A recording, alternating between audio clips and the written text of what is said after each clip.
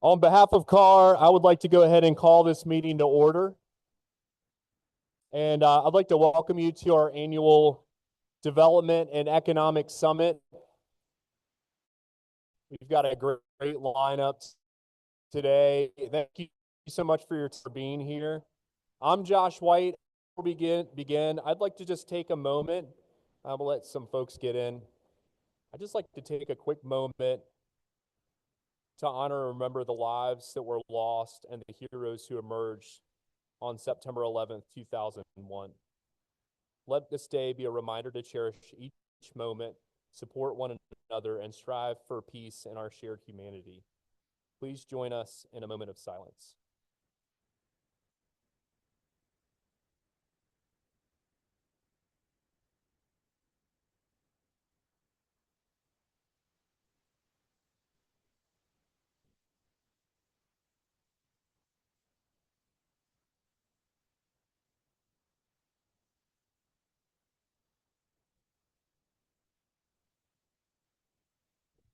Thank you. Your safety is of top of mind.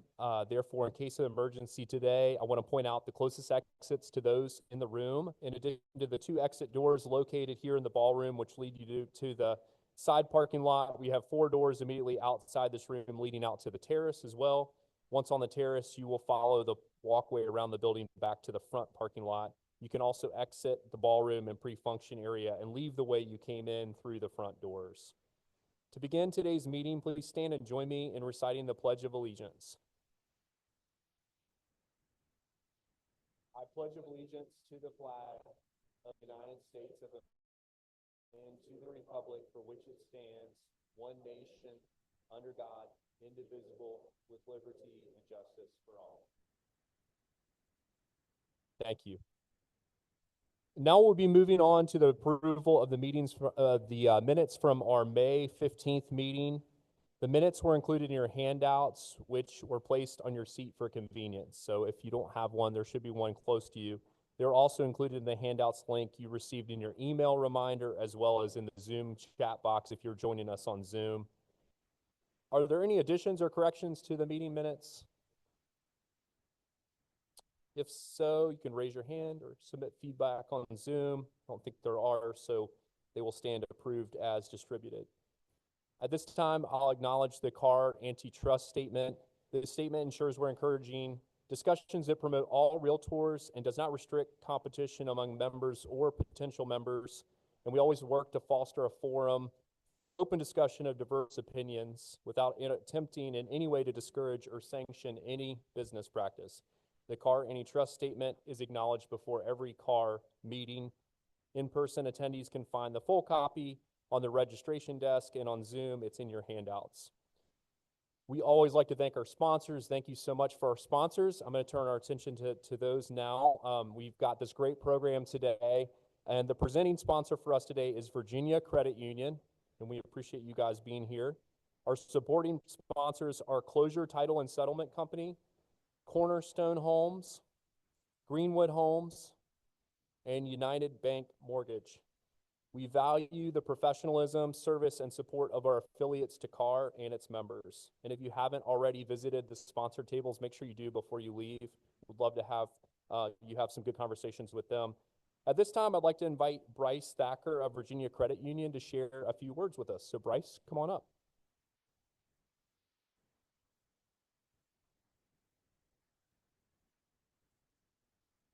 Good afternoon. My name is Bryce Thacker with Virginia Credit Union. I work on the financial success at work team. With me today, I have the branch manager, Lisa, with the branch right down the street, and 2 of our mortgage loan officers, Angel and Katie. They're in the back. We are glad to be y'all's corporate sponsor today. We appreciate y'all being here. We appreciate you having us here. Our table is right outside this door next to the coffee.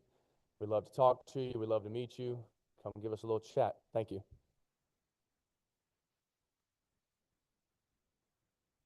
All right, thank you. They got a good group back there, it looks like. So thank you, Bryce. September is Realtor Safety Month. So together we should think about safety, talk about it, create a safety plan, and follow it with your realtors in your office, and encourage fellow realtors to do the same in our association. The National Association of Realtors has a safety information page. Ensure every realtor comes home safely to his or her family each night. In addition, please visit our safety webpage on the CAAR.com/resources/safety website. And especially if you experience a scam or something, please let us know so we can add that to what's already there. It's a great resource. You can see a list of recent incidents reported in our CAAR footprint. Please take a moment to familiarize yourself with the resources and be sure that you make safety a top priority. As you know, CAAR is celebrating our tremendous milestone of 100 years. So we've been around 100 years. And to celebrate this milestone, we've been rolling out a series of celebrations. But first, let's turn our attention to the video.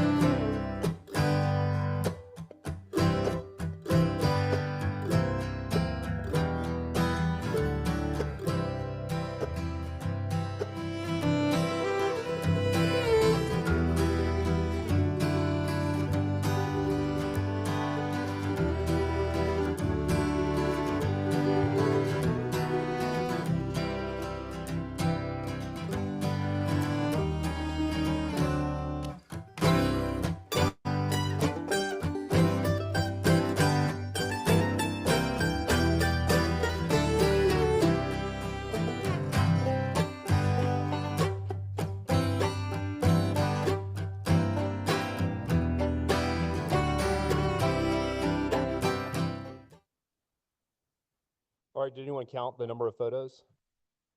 How many do you think there were? Yeah. Allie's brain's awesome. So there was 100.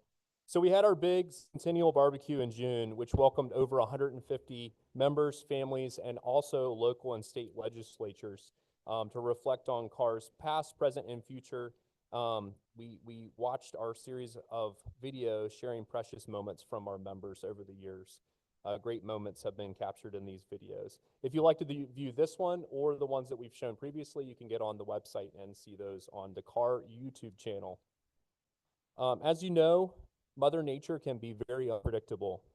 The Realtors Relief Foundation provides housing-related assistance to disaster-impacted communities through the generosity of realtors, state and local associations, and industry partners. We are fortunate to have RRF Regional Liaison Brian Lemsky to share more about the organization. So Brian, I'll invite you up. Thank you so much.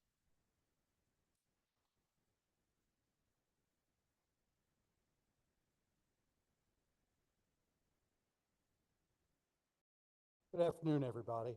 I'm honored to be here today, and it's really an incredible day that I get to be here.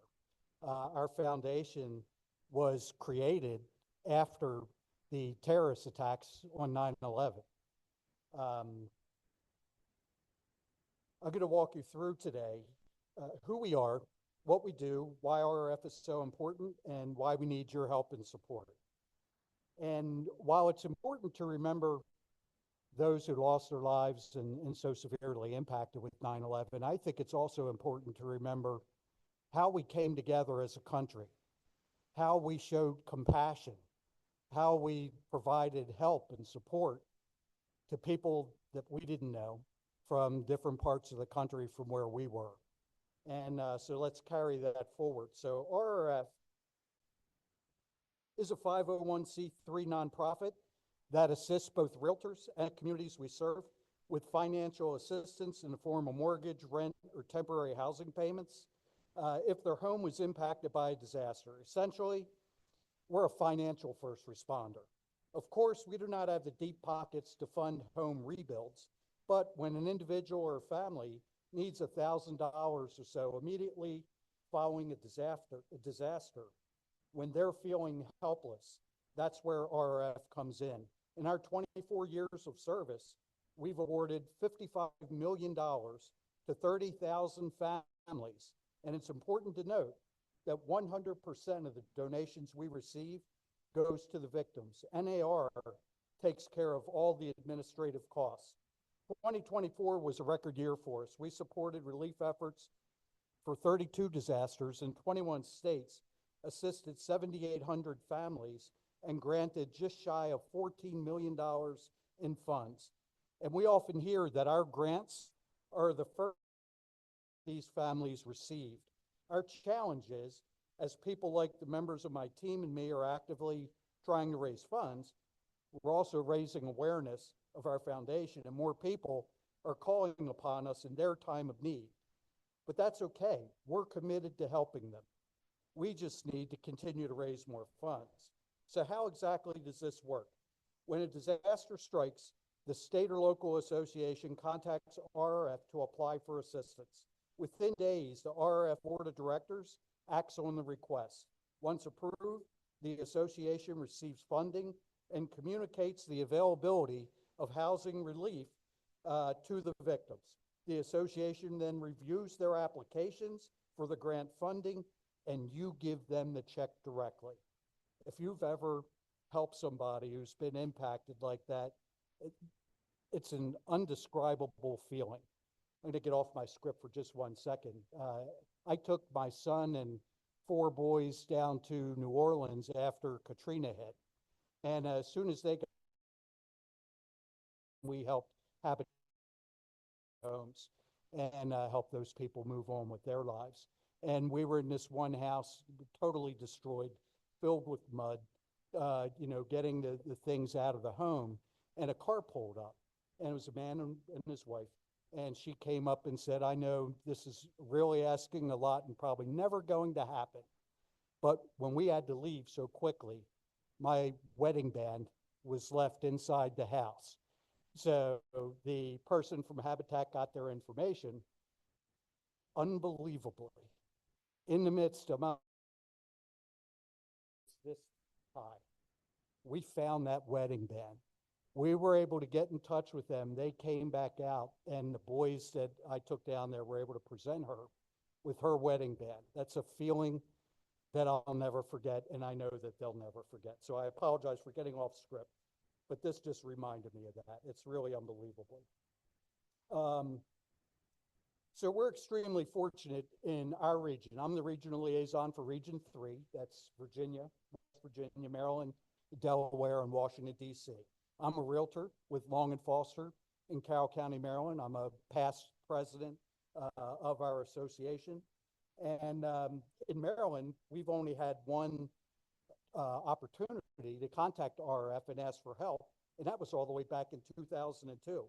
Virginia had 2, both in 2016, but most recently, West Virginia was granted $250,000 after devastating floods in February and another $100,000 in June. In other areas of the country, though, entire communities have been leveled by floods, wildfires, hurricanes, and tornadoes. Barnsdall, Oklahoma, for example, was one of them. It was hit twice in 2 months by tornadoes last year. This year, Ruidoso, New Mexico. They endured wildfires last year, and this year you probably heard about the flash floods that affected them. In 2024, we decided to create state goals from a fundraising standpoint. We launched the program, and we revised it this year based on giving levels in 2024 and over the previous couple of years. So please know that the numbers you're seeing on the screen are not arbitrary. They're predicated on previous giving. Virginia has a 2025 goal of 163 individual donors, and 87 people have donated so far. So we still have a little ways to go. I'm hoping today that you're going to take us over our goal. I got to ask, right? So thank you if you're one of those people who's already donated to RRF. And we have a financial goal for the state of $20,375. So together, those of you who have contributed have contributed $17,390 so far this year. So we're close to that goal. A shout out to our Virginia ambassadors helping us reach these. Arlene, and I can't believe, is it Yobs or Yobes? Yobs. I only know her as Arlene. That was the first time I've said her last name. Michelle Doherty, Beth Grant, and Claudia Sarmiento. You're doing a fantastic job. And one of our main goals is to have more local board support for RRF. Our goal for Virginia is 9 local boards. We're currently at 5. So if you feel this is something your board should do, please let the board of directors know and encourage them to make a donation. So please know there's no minimum or maximum that you can give.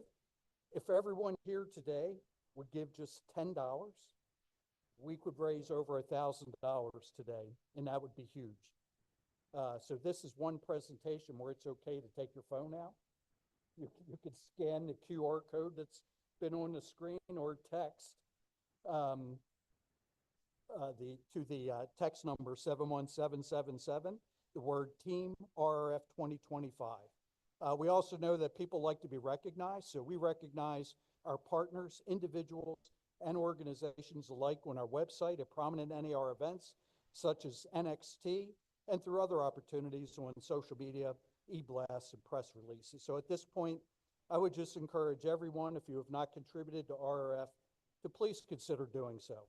Again, you can text the keyword Team RRF 2025 to the number 7177, or you can scan the QR code. If you don't feel comfortable donating over the phone, like I said, I can accept cash, and then I'll make the donation on my credit card, or you can send a check along with your business card, so I make sure that you get credit for the contribution. Your support is vital for us to continue funding those families who really have nowhere else to go. And along with the money, your participation helps to show NAR that we have local support. And that goes a long way towards their continuing backing our foundation. So lastly, if you'd like more information on how you can make a difference by becoming a member of our team, it's really not a huge time requirement to do so. Feel free to call or text me at 410-259-0371. And thank you again for this opportunity and for your time here today.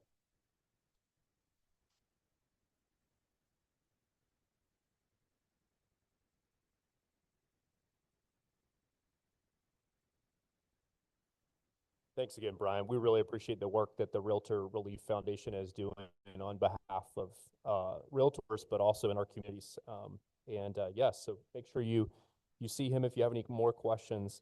Who in here would love a crystal ball to know what is going to happen in the future? To predict interest rates, for example, or consumer confidence or inventory, all of those things are on our minds right now. Well, we're in the right place today. We've got some really helpful experts here that are going to help guide us through the next, hopefully, market. So we're getting an exclusive market look at the forecast that's coming up, focusing on housing research, builder data, with 2 national speakers, Dr. Lawrence Yoon, who is the Chief Economist and Senior Vice President of Research with the National Association of Realtors, and Danushka Nanyakara Skillington, the Assistant Vice President for Forecasting and Analysis with the National Association of Home Builders. Following Dr. Yoon's presentation, we will have a short 15-minute break. When we return, we will have Ms. Nanyakara Skillington's presentation, followed by a panel discussion moderated by Virginia Realtors Chief Economist Ryan Price. So during the panel discussion period, the audience may ask questions by submitting an index card. And at this time, without further ado, I'd like to invite Dr. Yoon to the podium.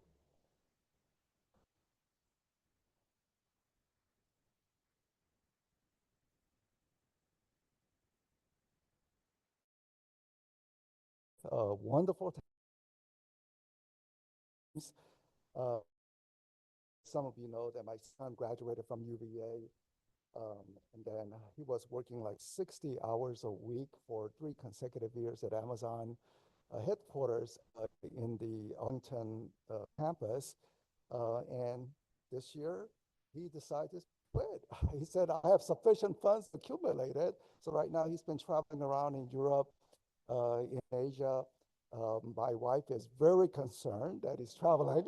But at the same time, he's also doing some master's course online, so he's going to do it. So as long as he doesn't ask parents for any financial support, that's fine with me. Well, great to be here. And Charlottesville, college town, it is a very unique college town. President Josh was mentioning to me that now there are more and more million-dollar home sales in the region. As you think about a college town, whether State College, Pennsylvania, College Station, Texas, and Athens, Georgia, and so forth, every just pure college town, not attached to major cities, just college town, homes are very affordable. But as you know, in Charlottesville, homes are not affordable. Home prices continue to rise. I think the figures like 30, even with elevated prices, 30% of the transaction being all cash. So something very unique that is happening in this region part. So there is certain uniqueness, and now related to the economic development. Today, a fresh data on consumer price inflation came out, which clearly shows that inflation is not fully under control, but the Federal Reserve will be cutting interest rate, at least according to the Wall Street expectation, 99.9% chance that they will cut interest rates next month. And furthermore, there will be more rate cuts later this year and as we go into 2026. And from that, the mortgage rate has already adjusted. I think the mortgage rate this week will be averaging around 6.3%, will be essentially 1-year low. For the first half of this year, mortgage rates were at 7%. So it's an improvement. It's not a big improvement, but it is an improvement. And I think this will begin to change some of the dynamics in the marketplace. So let's go to the chart and see what we are finding. So this is the Federal Reserve official policy. Federal Reserve does not control mortgage rates. They control this interest rate, something called Fed funds rate, essentially the interest rate for the banking system. Now, sometimes it goes up, sometimes it goes down because the economy is never perfect. Sometimes, it goes into fluctuation and Federal Reserve try to adjust to that. If you look at the last red arrow, that is the most aggressive hiking of the interest rate in long time. We have never seen anything like this. Last time we saw something of this aggressiveness, it was back in the early 1980s, before even some of you were even born. So this has not really occurred, and this really flipped the housing market. Flipping meaning that housing market had been robust, very good, your business opportunity moving along nicely, then suddenly after this rate increase, sales coming down, near very, multi-decade low levels and remaining there for a couple of years. So it's been a very difficult environment for people in the business, realtors, mortgage originators, say title insurance company, people who are doing moving truck business. It's been a very difficult environment. Now, your past clients are all doing fine. They're not flipped over. Their home prices are still rising. They're still getting their housing wealth gain. But your business opportunity has been quite tough because of this policy. But looks like next week would be the first of multiple rounds of rate cut. And when you look at the graph, blue line, you can say this is sort of at historically high end. So any normalization, any averaging out means that you are looking at 5, 6, or even 7 rounds of rate cut potential over the next 12 months. So blue line is the same graph that I showed you earlier, except period. So blue line is the Fed policy.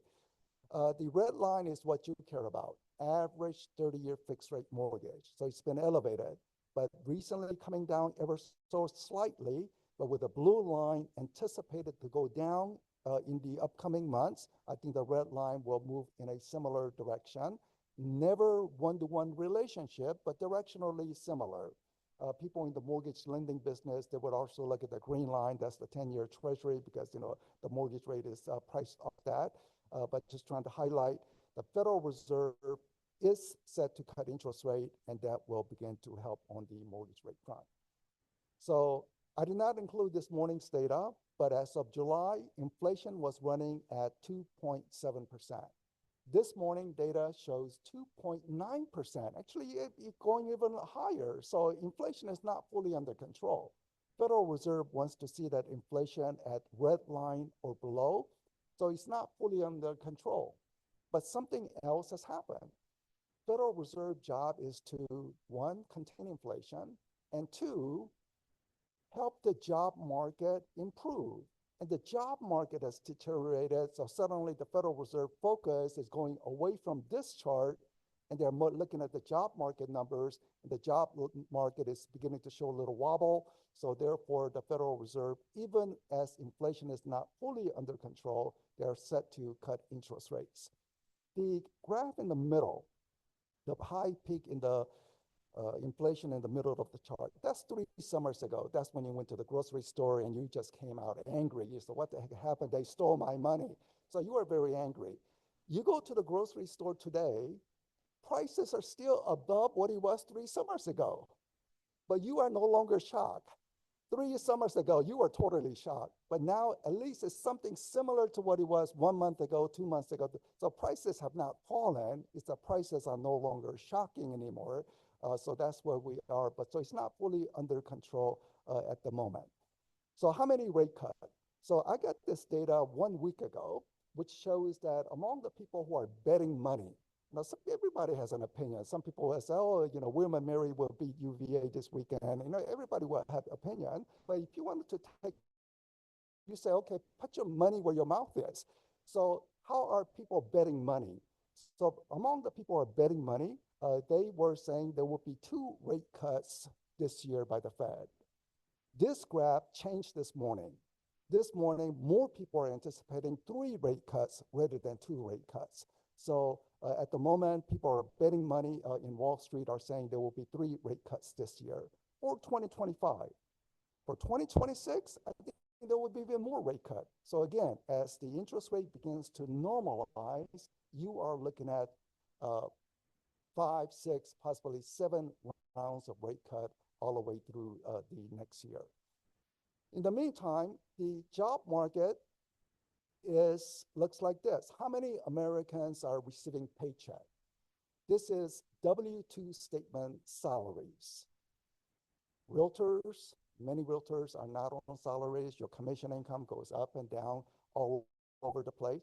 But among people who are receiving steady income, nurses, teachers, people working at factories, this is the figure showing that pre-COVID and then COVID disruption, once economy reopened, more and more people having jobs, such that we have 7.2 million more jobs today compared to pre-COVID highs. Record high in terms of employment. 2 days ago, there was a revision in the figure. I have not incorporated that, but I think the trend line will be the same. Maybe it's not 7.2 million jobs, maybe 6.2 million jobs, but even with the revision, we are essentially at a record high employment. But we don't have record high home sales. So we have record high employment, but we don't have record high home sales because high mortgage rate. Mortgage rate has been a big deterrent to the marketplace. So as the mortgage rate comes down, let's see what happens to this potential housing demand. So people with job, we naturally assume they want to be participating in the American dream of ownership. They have to delay the decision, either involuntarily because they don't have the money to buy a home, or maybe they were just, waiting for more inventory to show up, right inventory to show up, and certainly to meet that budget condition with lower mortgage rate condition. So record high employment, even though we don't have record high home sales.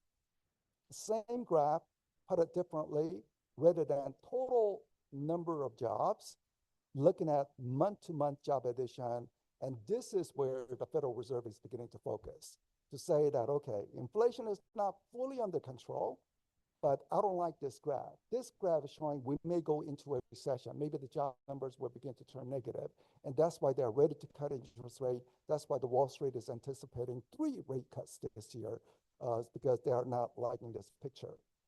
Now, this picture is partly contributed due to the following.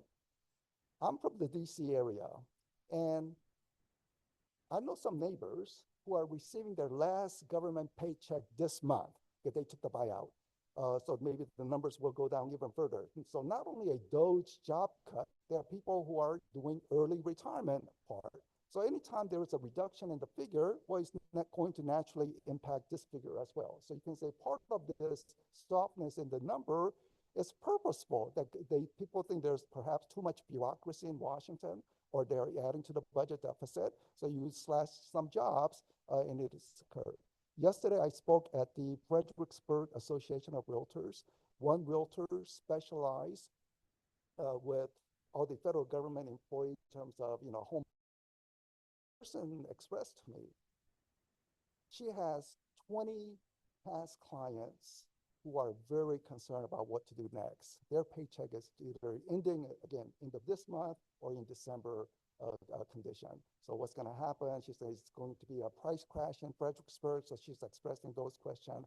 I'm going to be answering about the price crash potential and so forth here along with it. But at least localized, DC has large exposure to federal government employment.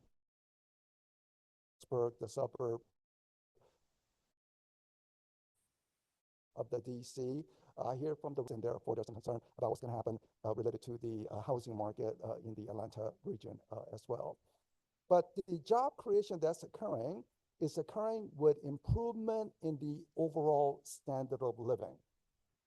Blue is the inflation graph that I showed you earlier. I am overlaying with wage growth.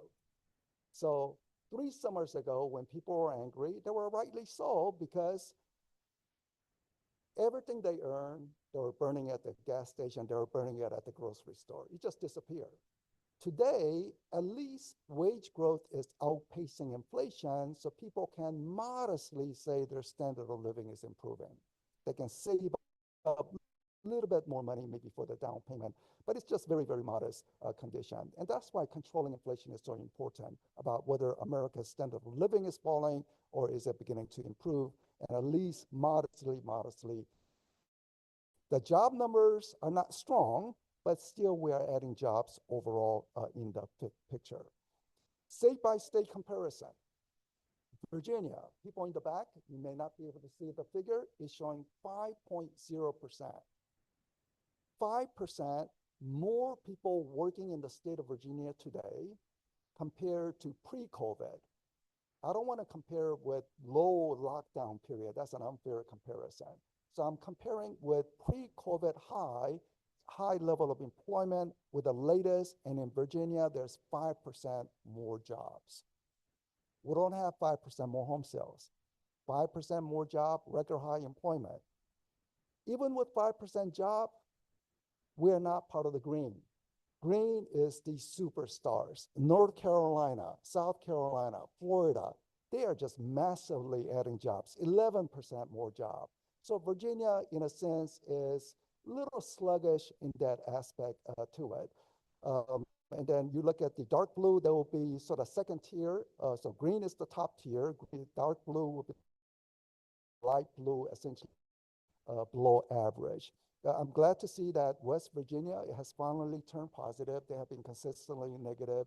I spoke with the people out in West Virginia a few months ago, but they were expressing thank you NAR for the Realtor Relief Funding part. But I said, no, that's not NAR. This is realtors who are contributing to the fund. NAR is just administrating. By the way, the Realtor Relief Fund is very, very unique in a sense that every dollar that comes in, all that dollar goes out. You heard about some charity organization, which is almost like a scam organization. Donate your money before you know what they don't use for their purposes. But Realtor Relief Fund, whatever money comes in, all that money goes out. The administration costs being covered by NAR part. So some states a little sluggish, other states are doing better, and you can say Virginia maybe right at the national average, 5.0% in terms of job market conditions. If we look at specifically the Charlottesville region over the timeline, this is how many people with employment. So back in 1990s, I think President-elect Amanda was born here in Charlottesville, so she knows what it was back in the early 1990s or even before. And back then, it was a small town. Today, it's a traffic jam town. And the reason for this is you see the job growth, consistently rising, rising, rising. Certainly, this is good for real estate. This is good for the broader economy. But maybe some of the infrastructure is trying to catch up with some of the growth phenomena that's happening. Towards the very end, you see the COVID lockdown, but coming out of the lockdown, going past, setting a new record high. So this is the reason perhaps why Charlottesville, college town, one of the more expensive college town in the whole country. You look at the job numbers and say State College, probably flatline condition, but here you see consistent growth condition. So let's look at the real estate market.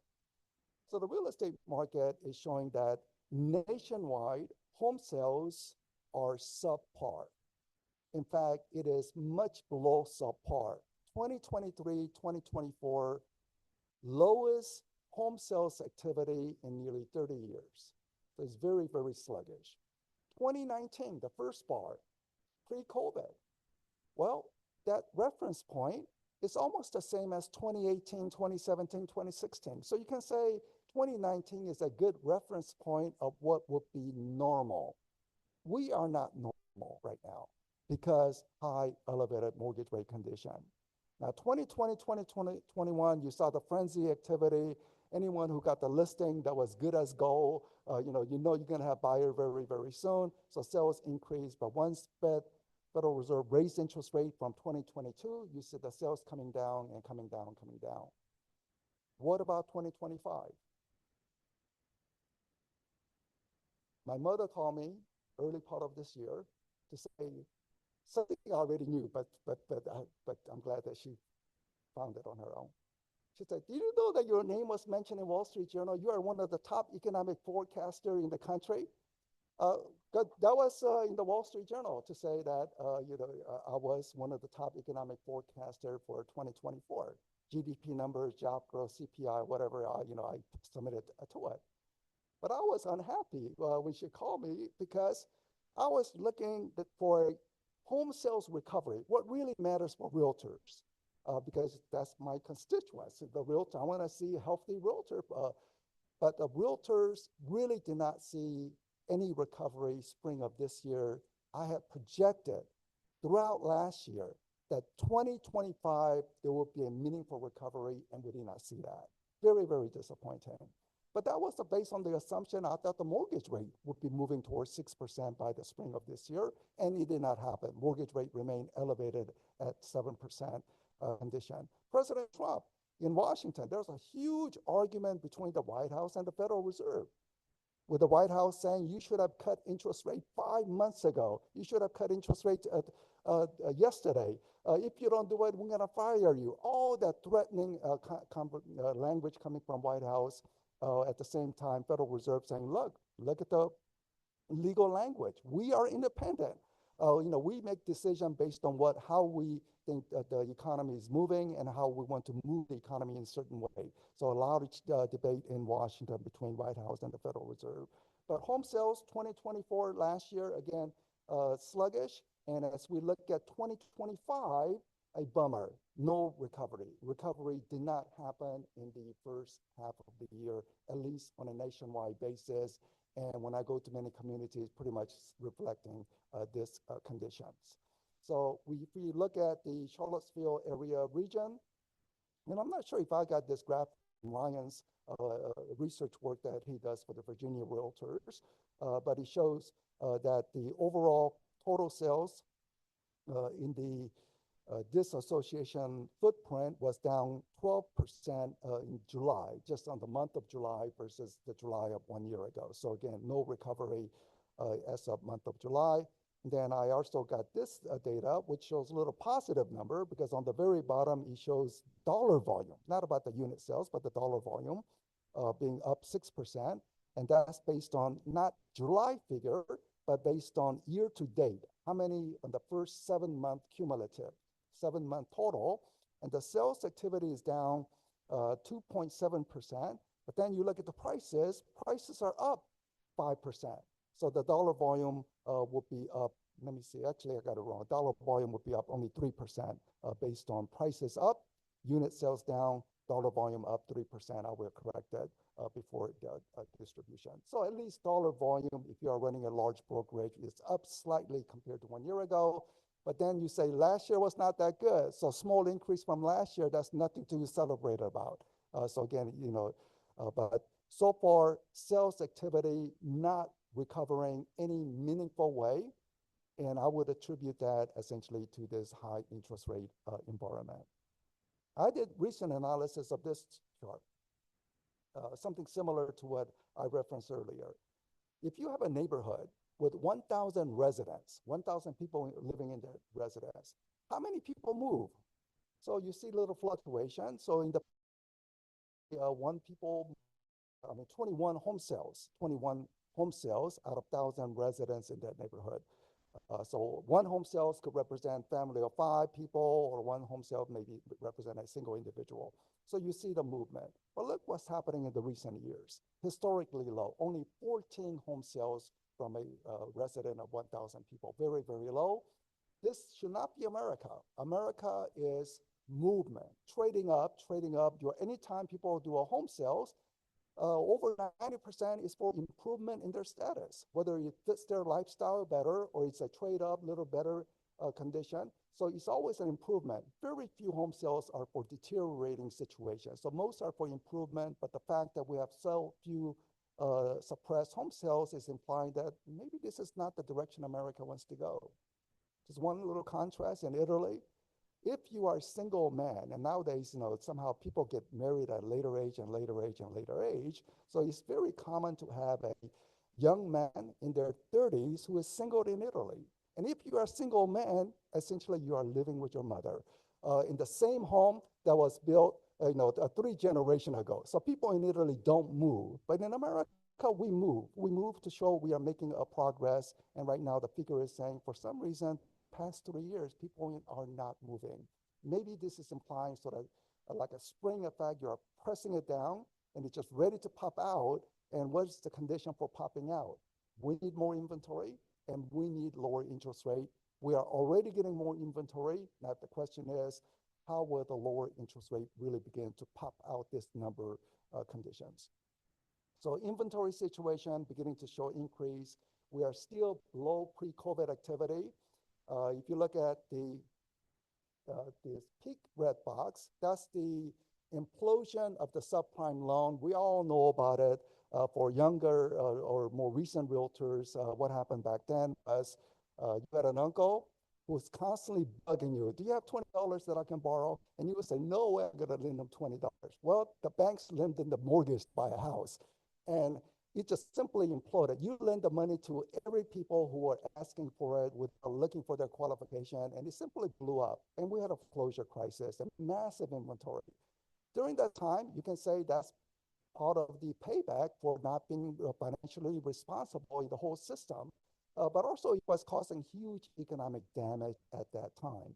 And consequently, one way to minimize the economic damage, and thanks to all the leadership, local association, state association at the NAR committee meetings, and we pushed for what the realtors were requesting. Can we have a temporary stimulus to soak up this inventory? Essentially $8,000 on the table. You buy a home and you get $8,000 tax credit. And people responded, and the inventory began to go down from it. So that temporary stimulus really brought it down. Then you see the low inventory a few years ago. 3% mortgage rate. I'm sure many of you already have 3% mortgage rate condition. And you're like, oh, I love it. And people are saying now we will never have any listings because everybody loves their low interest rate. They will never list their home. But look at this, listings are rising. Why? Listings are rising because there are significant life-changing events. Death in the family, sons and daughters inherit the property. Well, put it on the market. Marriages, divorces. Or maybe the elementary school is fine, but for middle school, maybe they want to change. Or growing families. For one child, it was fine, but second child, third child, no, they need a larger size home. So with the passage of time, we know that life-changing events accumulate. So it just matters. So worsen inventory is over.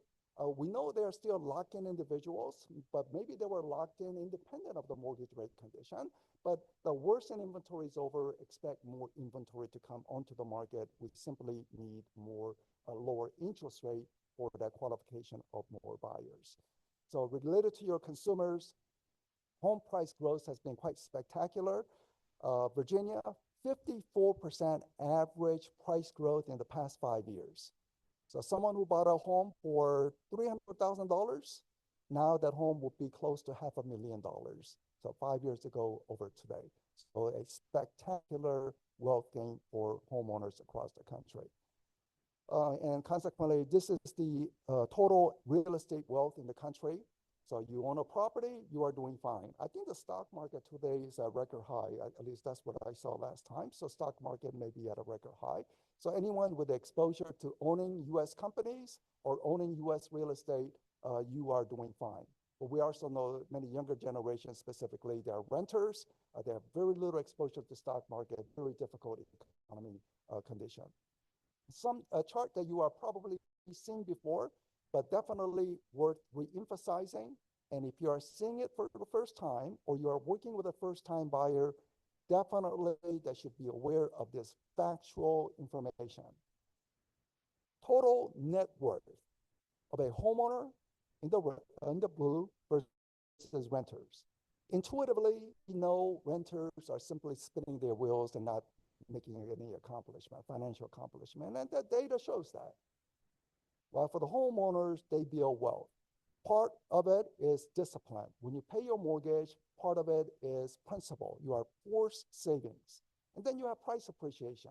So the homeowners doing much, much better than renters over time conditions. So a chart that you definitely want to show any hesitant first-time buyers to say, look, people in the blue, do you know when they purchased their home? Some had purchased their home in 1990, others in 1998, others in 2000 and whatever. It doesn't matter when you purchase. You have to own a property to be in the blue. One can always refinance at some later point, but if you are not in the blue, you are just spinning your wheels in the red condition on average. So is home values having risen, helping on the housing wealth? Is it on solid ground or is it on a shaky ground?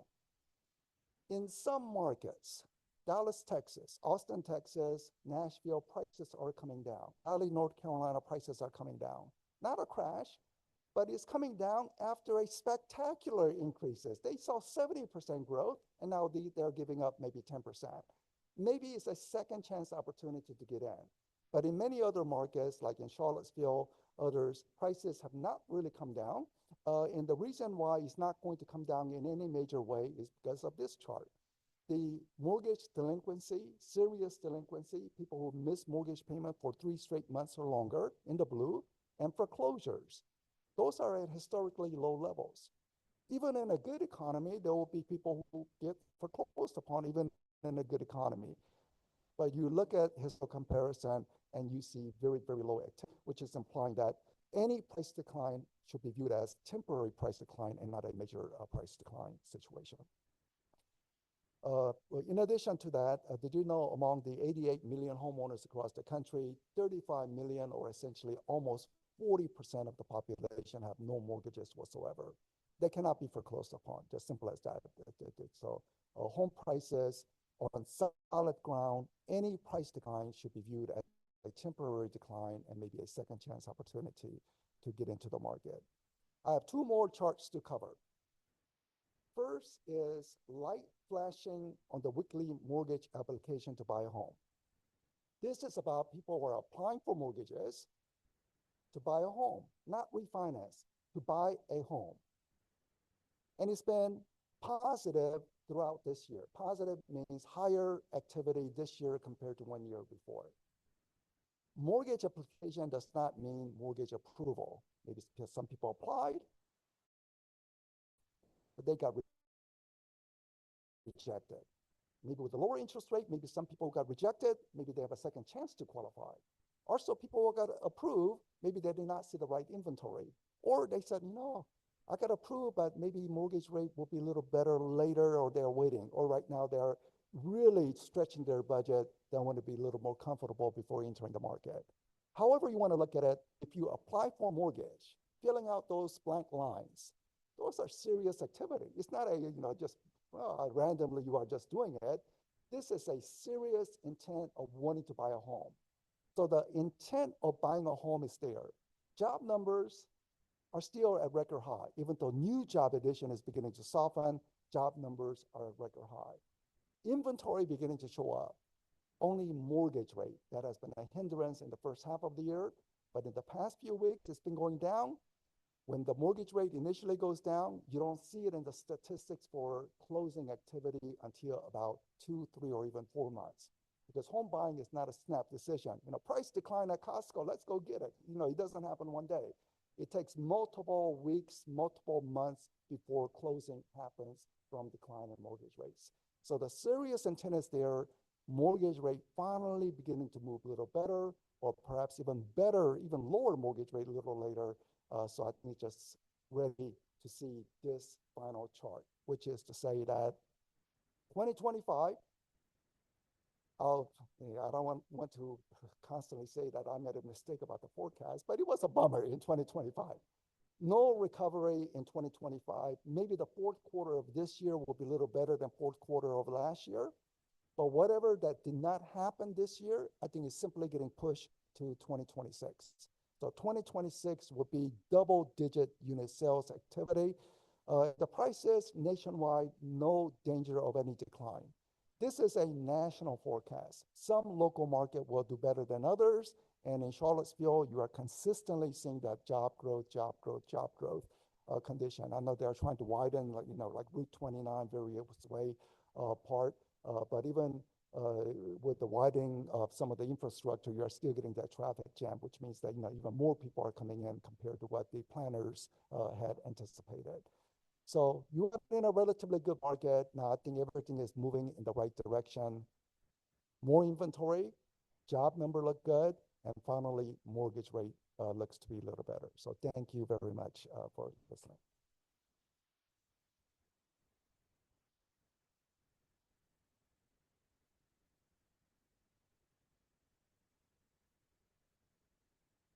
All right, thank you, Dr. Yoon. It's always entertaining and very insightful too. So at this time, we're going to have a 15-minute intermission, and we have light refreshments and an opportunity to connect with affiliates as well.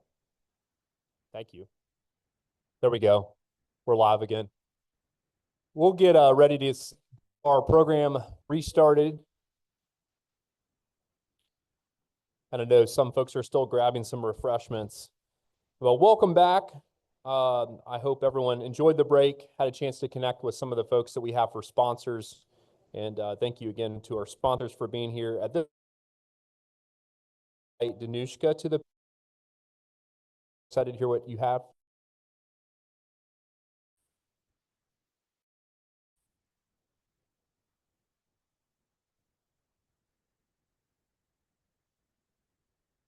Hello, everyone, and thanks again for having me.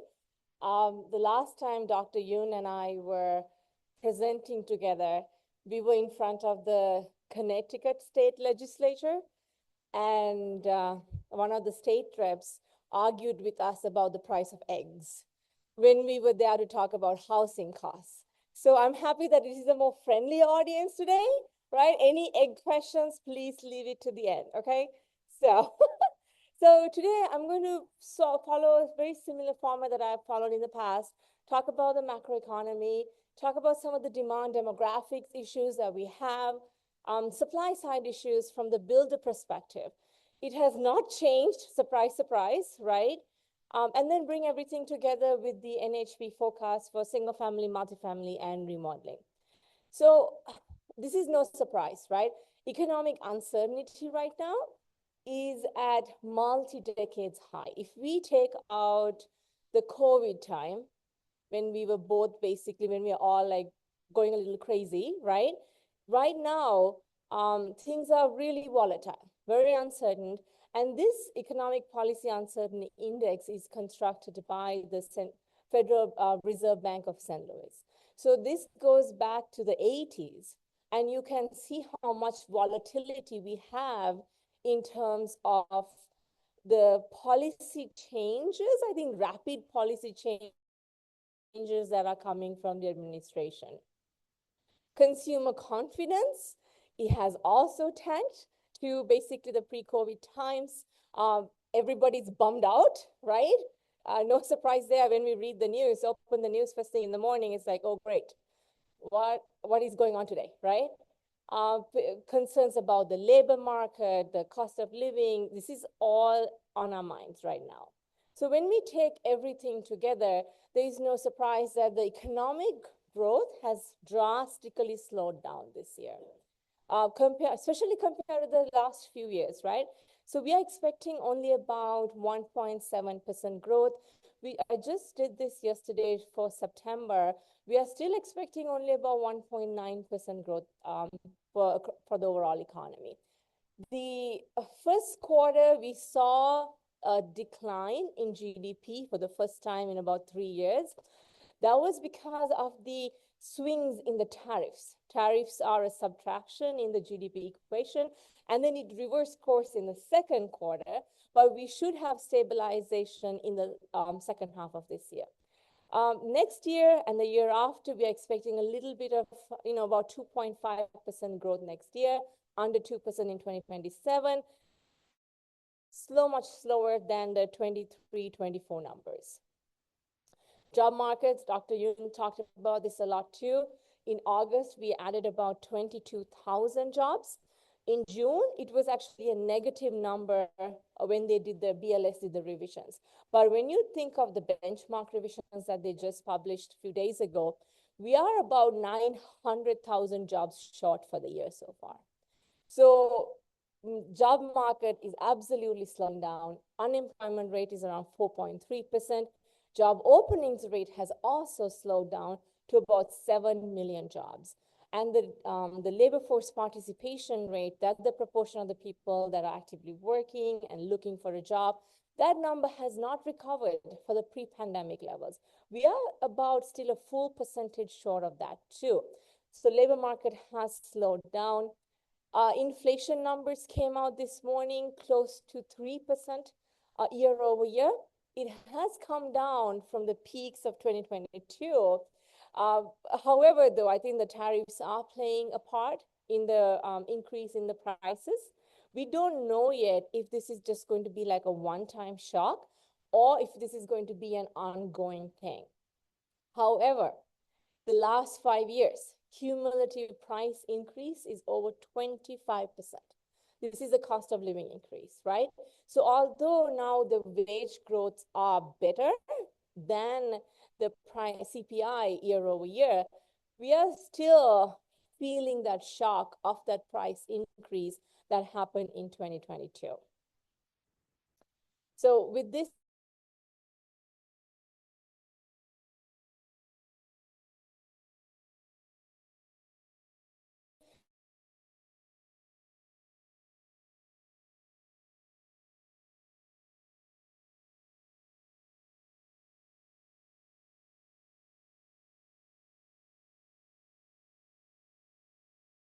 but I think the labor market stabilization is a priority for the Federal Reserve. So we are expecting a 25 basis cut next week, and then another 25 basis cut at the December meeting. So we have 2 rate cuts built in and about 4 for next year.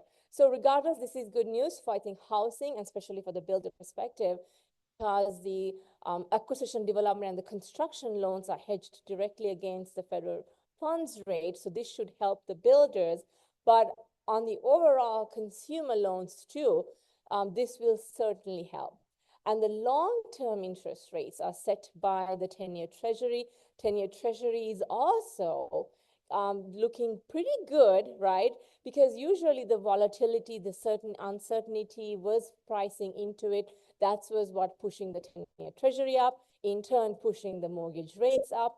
But right now, you can see that the long-term rates are coming down, which is really good news, because we would love to see the mortgage rates come down to about 6%. That's going to be the sweet spot, I think. I think we kind of agree on that. But it's going to take a little while longer. I think we expect maybe end of next year, we will get to that, but it's heading in the right direction. But convincing those sub 4% mortgage rate holders to give up that and sign up for a 6+% is going to be a little bit like really harder, right? But like Dr. Yoon said, it's life, right?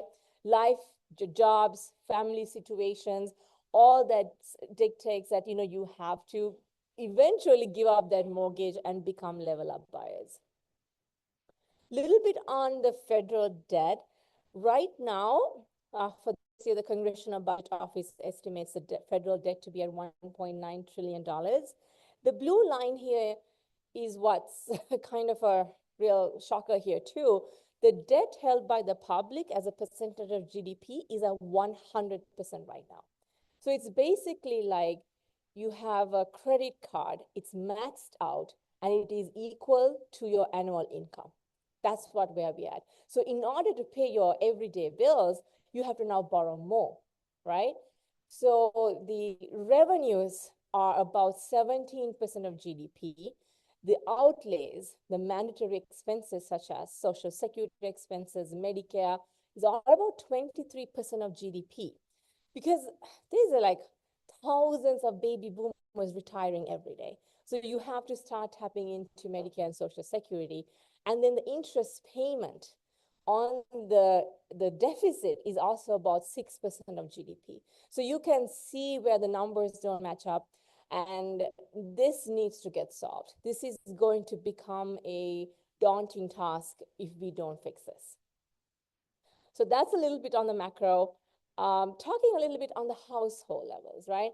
Personal savings rate has been trending up a little bit in the last few quarters, but we are still below the pre-pandemic levels. This is basically the portion of your income that you save as a percentage of your total income.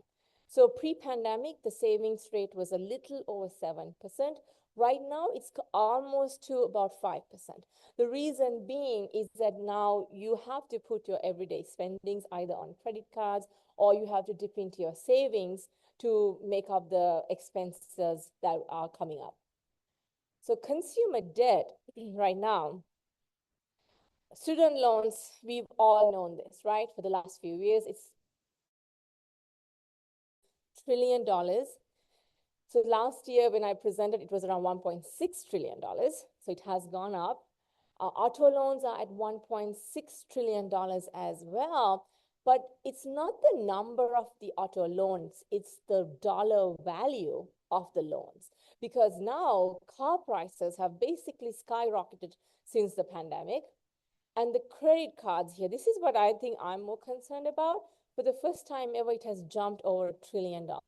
It's at $1.3 trillion in credit card debt right now. So we have about 90 million more credit cards open compared to the pre-pandemic levels. So people are putting more and more of their everyday expenses on credit cards. And because the federal funds rate is higher, the interest rate on credit cards is about 20% right now. Home prices to household income ratios. So in the 70s, 80s, I know people are like, oh, we paid like 18% on interest rates for their $50 house, right? Basically. So right now, like a typical family has to have about over 5% of their income to pay for this house. So these are the ratios are showing. In early 70s, it was about 3 times the family income, the median income is the house price. So this is why the younger households are severely cost burdened across the country right now. Home ownership rate remains below 25-year average. It is like since the lowest level since 2019, it's around 65%. This means about 2 out of 3 households are homeowners. I think this is the new equilibrium. I do not think that we are going to see the levels that we saw or close to about 69%. I think the 65 is going to be the new equilibrium. And if we take this by the demographics, right? The older households, no surprise here, has the highest home ownership rates. The 65 and over has about 78.6 home ownership rate. And then the 55 to 64, that may be Gen X, older Gen Xers, younger boomers have about 75 home ownership rate.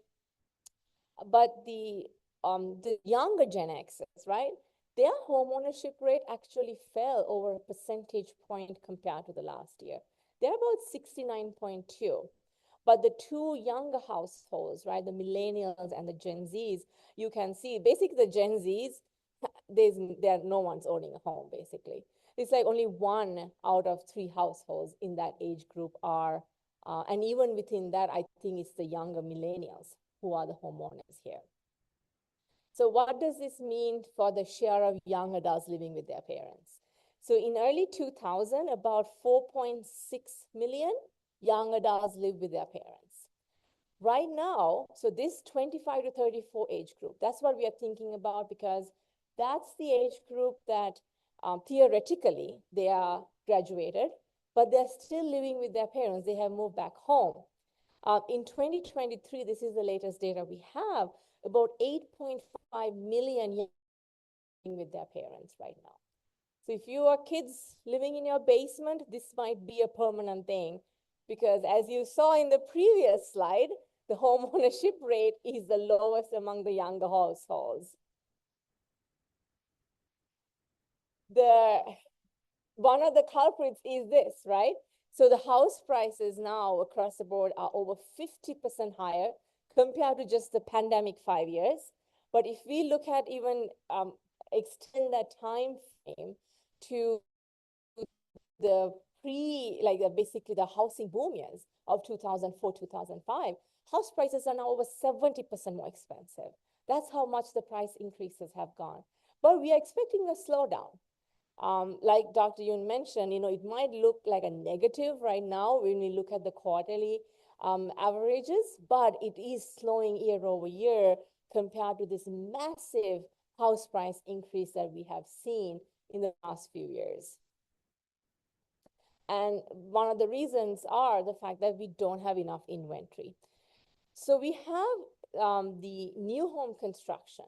We have almost 10 months of inventory at this point. So high number of inventory in the new home construction to us points a slowdown in the starts in the coming quarters and the coming year. For existing home sales, that's the blue shaded area here, we have about 4.5 months of supply. So combined, we are now coming to a balanced market. Around 5 to 6 months supply is considered a balanced market. So now we are finally approaching the inventory levels that are considered to be balanced. So I just want to show you what the priced out estimates for this year looks like for this, the Virginia and the Charlottesville area. So for Virginia, this means around 63% of the households are unable to purchase a new home that is priced at $428,000. The income needed to qualify for that home is about $128,000. And if the new, the home construction, the price goes up by $1,000, little over 4,000 households are priced off the market right now in Virginia. This is the total state. In Charlottesville, the affordability conditions are even worse for the new construction. So no surprise, right? 73.2 households are unable to purchase a, people are laughing here. I know, I hear you. I empathize with you. This is ridiculous numbers, right? Yeah. The new home price is almost $569,000, and you need about $170,000 to qualify in order to purchase this. And if the new home price increases by just $1,000, 92 homes are priced out of the market. So this is like, when we think about why housing costs are on the news everywhere, it is a political issue. This is a local issue, just because basically no one can afford a home right now, right? It's real. So I wanted just to show that my colleague Na is the one who does this priced out estimate. She's shadowing me today. So if any questions, please tell her, okay? So I wanted to talk a little bit about what the supply side issues look like. So overall economy, we have about 7 million open jobs. For the construction trades, we have over 300,000 open jobs right now. Basically, I think what's showing up, the numbers are going up. Now please don't quote me on this. This is between like our econ department within NHP. We think the numbers are going up because of the ICE raids too. The job sites, all these stuff, people are not showing up to work, and this is showing up in the numbers right now. Then of course, we have a huge lag during the Great Recession, we lost about 1 million workers. We never really recovered the construction trades because no one don't want to come into the trades, right? So we've had this huge lag. We desperately need workers. But, everybody wants to get the 4-year degree, which I do not blame. But, the trade schools are an option. This is an attractive option. So local associations, that is one of their prime objectives in order to convince parents to send kids to trade schools now. Price increases this is targeting building material prices. The most of the in 2022, where you see like, we break down the price increases for lots of commodities here. The brick and the structural clay tiles, the gypsum, that's drywall, ready-mix concrete, the steel mill products, and the transformers. The transformers basically skyrocketed that year. We don't produce them in the United States. China basically produces all of it. So we had massive price increases. And then of course, the big issue in 2021 when we did not, there was all these trade disputes with Canada. We bring bulk of our lumber from Canada. And right now the prices are around $440 per 1,000 board feet. But unfortunately, the tariff rates on Canadian lumber increased to 35% in August. So it went from 15% to 35%. So this means that the future prices for the lumber is going to go up as well. So tariffs are a big part of the conversation at NHB because we import about $11.2 billion worth of residential building materials to the United States from different parts of the world. But our biggest trading partner is, no surprise, it's China, right? The trade disputes at this point, I think before all of this happened, the tariff rate was about 3%. Right now, it's about 18 to 20% is the tariff rate right now that seems to be going on. So it's going to affect all the building material prices, basically. So Mexico, we get a lot of the drywall products from them. Canada, lumber. So you can see these 3 countries make up the biggest share of our trading partners. Lending has slowed down as well because of the acquisition, development, and construction loans. Our rates are higher. Builders are paying about 8 to 10% on these loans right now. So majority of the construction is done by smaller builders, not builders. So they need volumes are slowing down. Lot short, majority of the lots are attached housing. Building for that means offering all types of housing, right? Missing middle housing, townhome construction. I was listening to one of the city councils, I think it was in Texas. They're like, oh, I will ban, the state councilman was like, he's going to ban all townhome construction. He doesn't want any. Then one of the reporters asked him, what was your first home? A townhome, right? The audacity to be like, no more townhomes, but that's what we need, right? We need building for density, but like, unfortunately, this is a local issue where zoning laws prevent this type of construction. Regulatory costs, we update this study every 5 years. Now we are getting ready to update this for next year too, and I expect these numbers to go up even more. So on average, about $94,000 for a new home is just pure regulation. This is federal, state, and local, comes to about 1/4 of a new home price. So we do these surveys at NH. We ask what's the ideal you can afford? 300,000. You cannot even price point if you just focus on even just the regulation cost alone, right? Almost 100,000 just for regulation costs. So it's very difficult to build at these affordable price points for the builders. All right, so macro outlook, demand, and supply side issues. I want to bring everything together with the three pillars of housing. Single family starts. So like Dr. Yoon, we were predicting a really pretty good year this year, over 1 million units, but unfortunately, it has definitely fallen flat, right? We've had a really tough first half of this year. The interest rates were hovering at over 7%. We had cancellations from potential buyers. The builder sentiment has been in the negative territory for all of this year, basically. So builders are saying things are not going well. Starts are much, much lower. Some of the builders are saying they are like reducing starts by 50%. That's how much of a slowdown they was expecting. So we are expecting about 8% decline, only around 940,000 units for this year. This is not where we want to be ideally. We have housing deficit. We have about $1.5 million house, 1.5 million unit housing deficit.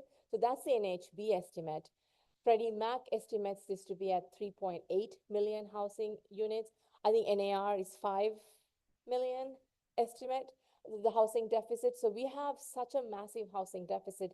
We need to be building around 1.1 or 1.2 million homes, single family homes, because you can see the fall during the Great Recession. We never really recovered family starts. So unfortunately, though, I think we are going to have a kind of a tough couple of years ahead for single family starts. For 2026, also we expect around 950,000 units. And maybe 27 is the year that we are expecting things to normalize a little bit, but still under 1 million units. So when we adjust it for population, right, we are building at this point half the levels we should be building. Many, many builders went out of business. Like building for density is not even happening right now, but we are far from the needs that we actually need just for the demographics.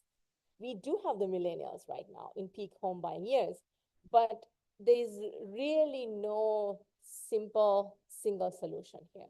We have to address all of the 5 issues that I showed on the supply side in order to solve this housing crisis. These are the 10 largest markets by permits. This is just to show you how massive the housing slowdown is, because these 10 markets are basically, except for LA. LA was surprised because this is due to the fires that you can see the permits that they are actually showing up in the 10 largest markets. Usually it's all in the South. That's where the job creation is, the Carolinas, Florida, Texas. And these markets are all in declines, basically. So Houston and Dallas, very, very important markets. They build more housing than the state of California. So they're all close to double digits in declines right now. So we are showing that the permits are slowing down, hence the single family starts are slowing down. Townhouse construction, despite some local politicians' objectives, are doing really well in some areas. The market share is almost 19% right now. This is like basically a data series high at this point. This is a great solution for the production cost and the ownership cost. It's about 2,000 square feet, lower cost of production, lower cost of home ownership, great bridge between rentership and home ownership. We do know for a fact, right? If you are a homeowner, your net wealth is much, like Dr. Yoon said, showed in this chart too. So we have to figure out a path towards home ownership. And I think this is the first step, the townhome construction. Multifamily, on the other hand, had a opposite, right? Last year was really bad. This is because of the 2022 numbers. Multifamily construction had the best year since the 1980s. So last year was a huge slowdown of 25% decline. But we are thinking they will recover for this year and the next couple of years, just because there's not enough housing on the single family side. So this household formation has to take place somewhere, and that is taking place in the multifamily section. On the other hand, residential remodeling is probably the brightest spot when we think of the housing market. People have trillions of dollars in equity right now, especially the boomers. I'm sure majority are mortgage free, and they're able to age in place, and they are actually tapping into the remodeling market. So our remodelers are saying the big projects, 50,000 plus, you cannot find a remodeler anymore. They are so busy. They are saying business is great. So the remodeler sentiment is showing that too, that the remodeling market is poised for a pretty good few years, I think, just because the housing stock is over 40 years old, the baby boomers aging in place. So I think the remodeling market is going to do really well. So this is the breakdown of the three sections of the housing market. Blue is the single family market, the gray is the multifamily market, and then the residential remodeling. You can see the shares have gotten much bigger in recent years. Right now, the residential remodeling is about 44% of the total housing market, compared to just over 30% in early 2007. So long term, what does the housing market look like, right? So we have the silent generation, baby boomers, large generation. I believe they are the largest existing home sales buyers right now too, and they are cash buyers, very wealthy generation. Gen Xers, no one cares, because, I mean, there's like 5 of you guys, right?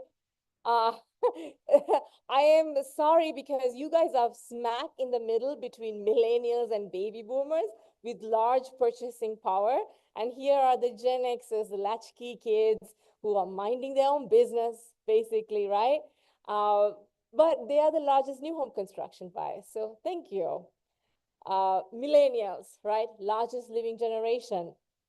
Despite everybody complaining that the millennials are lazy, don't want to work, don't want to get married, don't want to have children. Listen, we are still doing all of that, okay? It's just later, much, much later. The first time home buyer age is now at 38, much, much later than the previous generations. But we are a massive generation. It's so many households in the peak home buying years right now. It's about 45 million households. Like, we have a massive demand demographics here. It's fantastic. I think this will last to about early 30s, like, like the next 8 years, maybe it might be there. But unfortunately, the 2 generations coming behind, the Gen Zs, Gen Alpha, and then Gen Beta from 2025 onwards, are going to be much smaller generations. How do we know that? The fertility rates have gone down. And if we think about the last few, in the US, population growth was primarily driven by net migration. So now we have all these immigration issues coming up. So I think it's going to be smaller population cohorts. That means that the housing demand might not be, it is what it is now in the future. But then we might be at an equilibrium eventually. So this is just something to think about. But enjoy the demand that you have thanks to the millennials. In case you're interested to see what the Charlottesville area, what does it look like? Macro, the house demographic. We have created this basically a metro area dashboard that just highlights, and it is available for every metro area. So you are welcome to go to nhb.org. You can have access to this, download this as a PDF, use it for fun reading, right? But if you are interested in any of the information that I presented today, this QR code will take you to our econ group. We have a blog post that we write. We have 12 economists on board, ionhousing.org. Subscribe, you'll get a fun little blog post every day from one of us. But if you're interested, please reach out. We have so many resources available, and the builders and the realtors, we are just, two sides of the same coin. So thank you so much.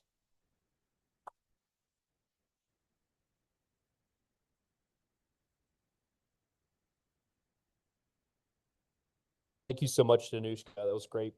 At this time, I'd like to invite to the podium Ryan Price, who's our chief economist for the Virginia Realtors, who will moderate our panel discussion.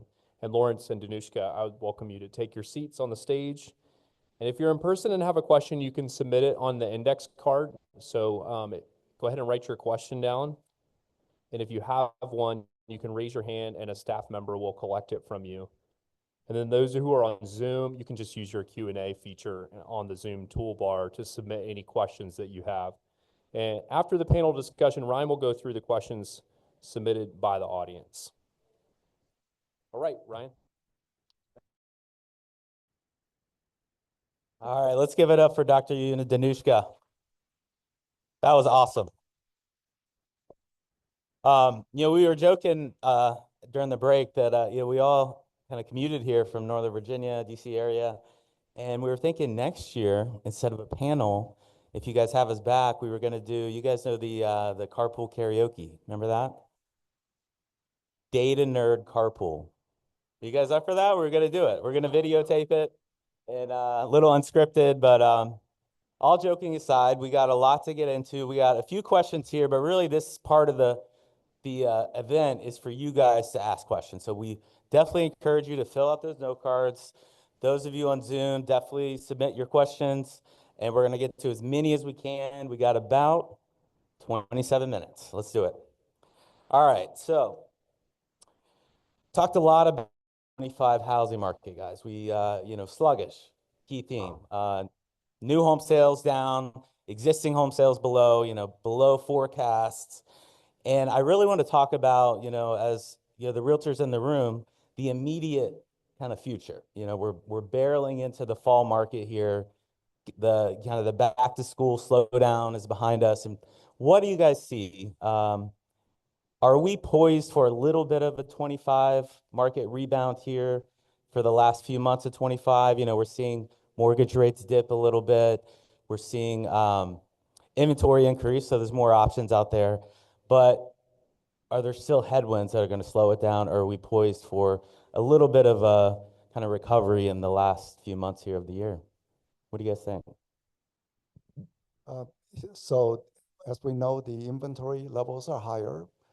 Days on the market lengthening. So if you have a listing, there's more competition with other sellers, which means that you have to price it correctly.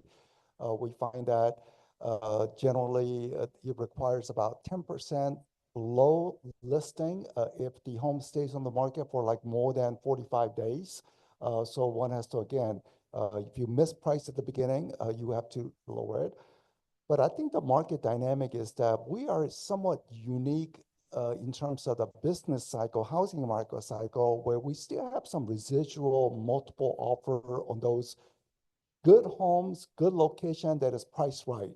So if there is multiple offers, rather than the normal seasonal slowdown, maybe the slowdown will not be as severe if the mortgage rate behaves. So that buyers are just waiting and waiting, and they're not looking at the normal, okay, I'm going to wait until next spring to get into the market.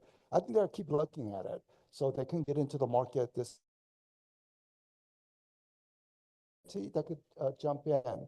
So mortgage rate down right now. It's going to still take another 2 or 3 months to really see it in the data.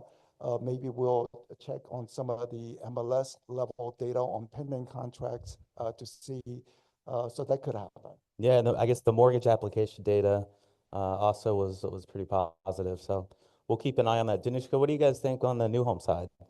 I think it's going to be mixed.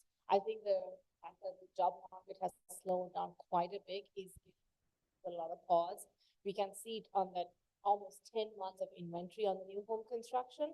But at the same time, the fact that the mortgage rates have come down a little bit was a pleasant surprise, I think, for a lot of people. So maybe it's the, 50-50, I think. So, Yeah. yeah. So let's pivot now to the federal funds rate. We talked a bit about this, Dr. Yoon, during your piece. And the latest job report, we know it's showing a major, and all the bet next week. But we heard Danushka pinpoint 6 rate cuts over the next course of the year and a half. If you could give us your estimates on the number of rate cuts, but really importantly, what are those going to do? What does that mean for the economy and the housing market over the after those rate cuts occur? Most home buyers are looking at their monthly payment. Does my monthly mortgage payment make sense? Insurance cost has risen, so one has now included added cost of insurance, which in the past may not have been a big factor, but now it is becoming noticeable on the insurance cost. So that's what they're looking at. Can I get into the market based on that mortgage payment? Not necessarily about the home prices or expectation of home prices, but really, do they meet the mortgage payment? So even as the Fed does 6 rounds of rate cut or 7 rounds of rate cut, I think the new normal in mortgage rate will be around 6. If we get to 5.8, good. Then you may jump back up to 6.2, but it'll be around 6 as being new normal. Why not back to the 5% or 4% as happened, say, pre-COVID? Well, Danushka displayed that huge national debt. Econ 101 course said when government borrows, essentially they're pushing away other borrowers, whether it is companies or people who want to take out a mortgage, and it's showing up in the marketplace as 6% mortgage rate rather than 5% mortgage rate, to say that because government is borrowing, sorry, it cannot go to 5% mortgage rate. So unless we really address the deficit situation, and it seemed like in a democracy, it's not only US, every other country, France, they lost the prime minister on the no confidence vote, and this will be ongoing because nobody wants to see the government spending cuts in any measurable way. No one wants to see tax rises. So if you don't have government spending cut nor tax increases, and without the economic growth, I mean, one savior perhaps is that AI revolution. Some people believe AI could lead to massive job losses. Other people believe AI is new tech that will just blow away the economic growth into just high ground conditions. So if we have a fast economic growth because of AI, that automatically deficit situation disappears. It's just like your situation. You have large credit card debt, but if your income growth starts to rise very fast, then your credit card debt is easily manageable. At the moment, baseline is large government debt. Because of that, mortgage rate cannot go to 5%. 6% should be viewed as normal.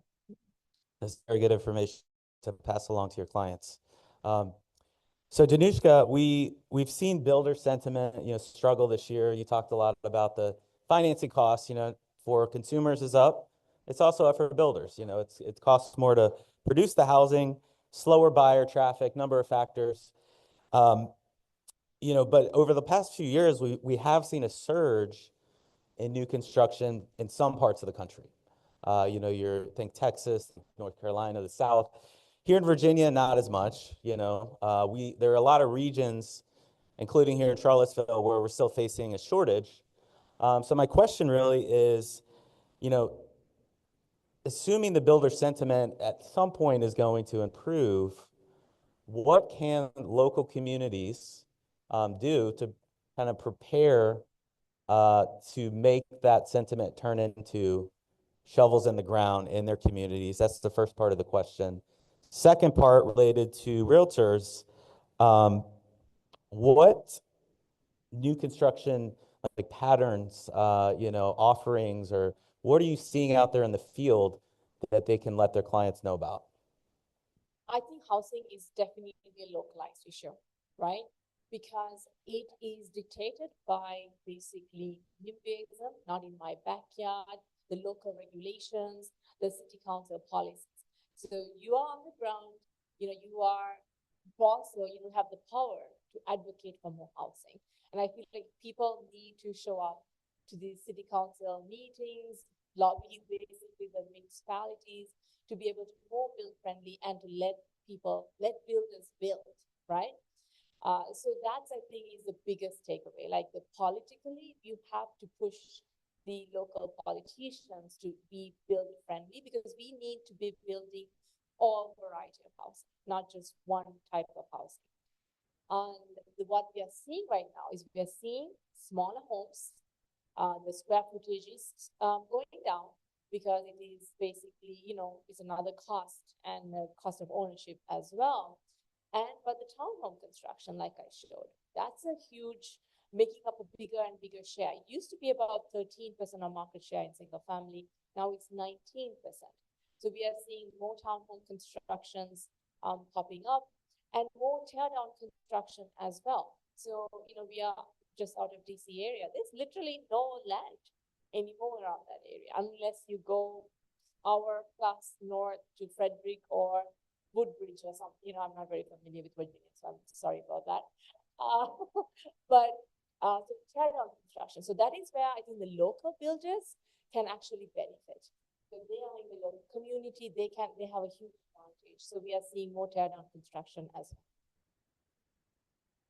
Let's talk about our sideline sellers.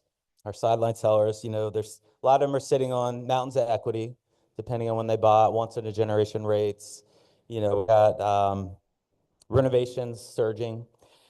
We talked about life events, triggering people to go ahead and enter the market. But what are some other strategies you think could kind of juice the market to get these sellers, these move-up buyers, really, back in the market? Are we talking like tax incentives? Have you seen anything that states have tried to really crack into this lock-in effect at a faster pace?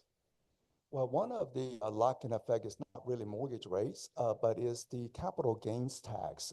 Because, you told your past client, you buy a home, you sell it, all the profit is yours. This is what you used to say. But home prices have risen so much across the country, more and more people are now getting ensnared in the capital gains above the exemption amount. So we know that $250,000 exemption for single, $500,000 for married couple. Prices have exceeded that. And initially, and then it just leaves a bad taste in people's mouth. What? I have to pay $50,000 to the government if I sell my home? Even though they got a substantial gain. So overall, they're in the benefits. But they don't like the fact that $50,000 have to be turned over. So they just say, okay, I'm not in an urgency. I changed my mind. And certainly that is one of the legislation that we have been pushing for. I know that Charlottesville Realtors leadership has been in Washington talking with our members of Congress, along with other 8,000 realtors. So all coming at the same time makes a more powerful noise in Washington. So every year around May, June, we have that event. And one of the bill, I think it's called More Homes on the Market bill. We are essentially trying to say, out of fairness, can we index to inflation capital gains exemption amount? And if we had, the exemption amount today would be essentially double. So single, $500,000, married, $1 million case. And Northern Virginia, where I am from, is more impacted. The SALT tax situation. So I know people have disagreement about it, but now people can more fully deduct their property taxes now compared to what it was 1 year ago. So it's no longer $10,000 SALT, but $40,000 SALT condition.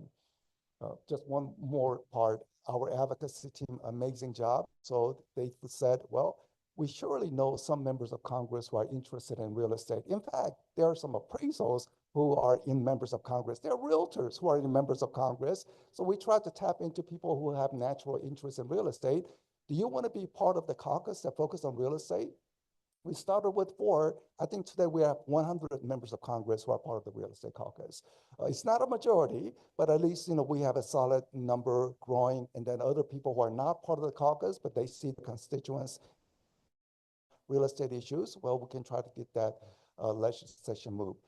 So I guess what I'm saying is, please be involved, please, and then every once in a while, NAR may send you an email to say call to action, and we made the infrastructure system very easy to say, yeah, I agree with this issue, and you click it, and then letter under your signature would go to your member of Congress who is representing your district to say this issue is important.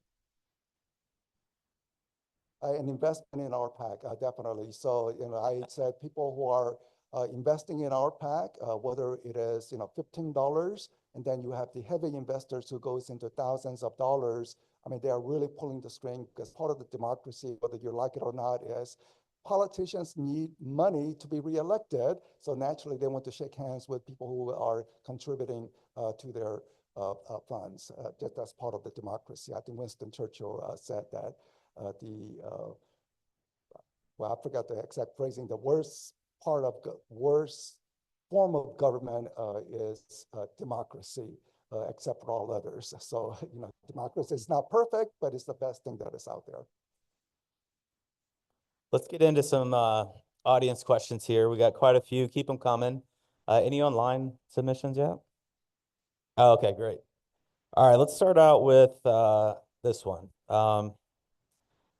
Let's see. As a national expert, how do you ensure that you receive and report pure economic data that's unbiased, irregardless of political pressure? Are you concerned about the political pressure around reporting of data?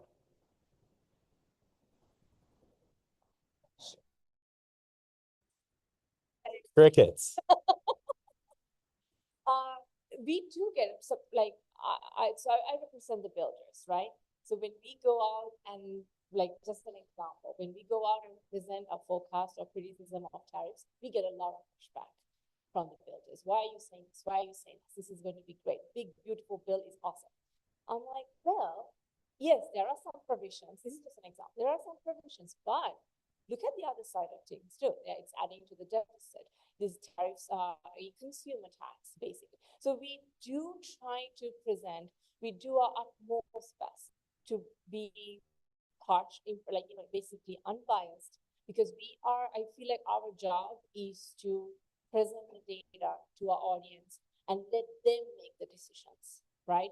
So it's like, this is what the job market is. This is what the GDP numbers are. And then translate it so that people can understand, but then they are free to make the decisions. That's how I view our job as.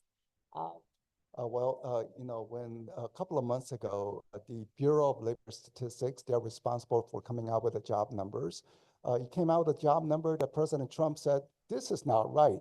I am firing the person. So President Trump fired a person for producing the bad number. Now, in his defense, I will say the following. Anytime there's a change in administration and the person who's working at a head of some agency was working in the White House of previous administration, in other words, the BLS head person had worked under Biden White House, worked in the Biden White House. So anytime there's a new president, I think they should automatically resign. But maybe they had President Trump used that excuse just trying to find the person, but the statistics itself, I don't have any reason to question the accuracy. Is it accurate? There's always a sampling error. Just like 2016, Hillary Clinton, that she would become the president according to the polling, where the actual result came out different. So you try to estimate using the best information that is out there, but it's not the universe. Universe is you individual. Do you have a job? Do you don't? And then that will be the universe, but that would take forever to collect that data. So you do sampling, and the sampling is the best estimate of it. Let's get into mortgage rates a little bit. We got a couple questions on that. The first one, fairly straightforward, Dr. Yoon. Do you foresee any further meaningful movement down with mortgage rates this calendar year? This calendar year, if it goes under 6%, take it. I think even next year, at most of the time, it will be something between 5.8 and 6.2%. So anyone who's waiting for 5%, it's not going to happen, and they may just miss out while their friends and others are getting into the market. And the second one is a little bit more in the weeds, but with the 10-year Treasury rate being down, the risk spread has been increasing, which has led to headline mortgage rates being somewhat flat. Do you see the spread compressing in the near to midterm, or are we in a new normal with expanded spreads? What is keeping the spreads expanded? Anybody want to take that one? Yeah, so sure. The mortgage market, even though it's a 30-year fixed rate mortgage, most lenders understand that people don't take out a mortgage for 30 years. Usually people take out mortgage, and within 10 years, they either refinance or they move to another home. So people don't stay in the same home for 30 years. So the lenders know that.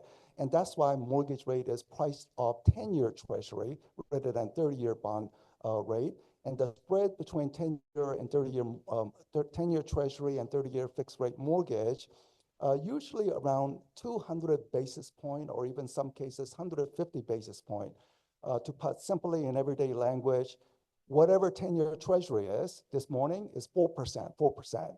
Mortgage rate today should be 5.5 or 6 according to normal spread.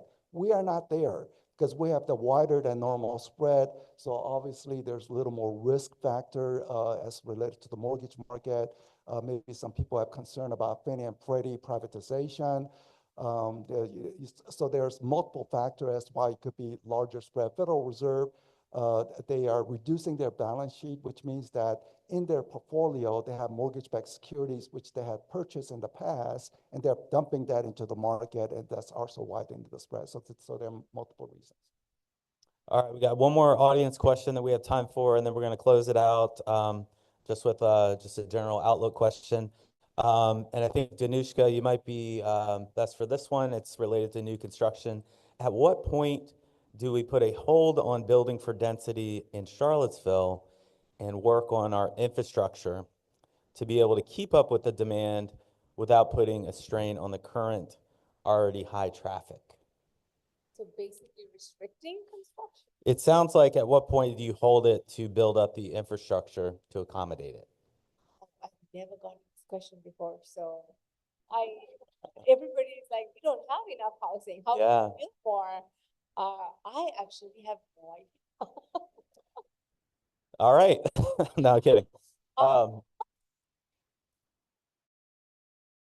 Act, and I a little bit familiar with this space. You know, there are traffic studies that are conducted for, I believe, every project. So I'd imagine that's where those details would be worked out.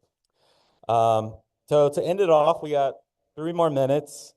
Already talked a bit about your crystal ball, but if you could specify one thing related to the economy, the housing market, your choice, one thing that you were concerned about in 2026, and then one thing that you were optimistic or hopeful about in 2026. So I'm optimistic in terms of that, mortgage rate, again, would be lower throughout 2026 compared to this year. So that's going to help. The other part is, are we going to face recession or not? Recession meaning actual job losses on net. Some job creation, but more job losses, certainly not good for those impacted. But the fact that if you look at record high national ownership wealth, meaning the homeowners are doing very fine. And then also the stock market, even with all this recession talk, is at a record high, which means companies have enough financing potential for expanding plants, hiring more people, condition. So I'm optimistic. Now, of course, many younger generations do not have any exposure to both. So you can say that society is becoming more divided between haves and have-not. But let's just hope that with this so much substantial wealth that we don't face recession and continue to generate jobs. My concern is the fact that, earlier this year, we were like, oh, we're going to have a recession, 30% chance. And it was like, things became okay. We were just chugging along. But I'm kind of worried about where the job market is going. and what it's going to look like in the next few years or few quarters, and if we will actually have a recession materialize early next year. But on the positive side, I am optimistic that the long-term interest rates are going down. That should help stabilize the housing market. That should help bringing the buyers on the sidelines back in there. So maybe next spring would be a pretty good time if, we can stabilize the mortgage rates, I think. Great. All right, everybody, give them one more round of applause. Wonderful information, and thank you for bringing your insights.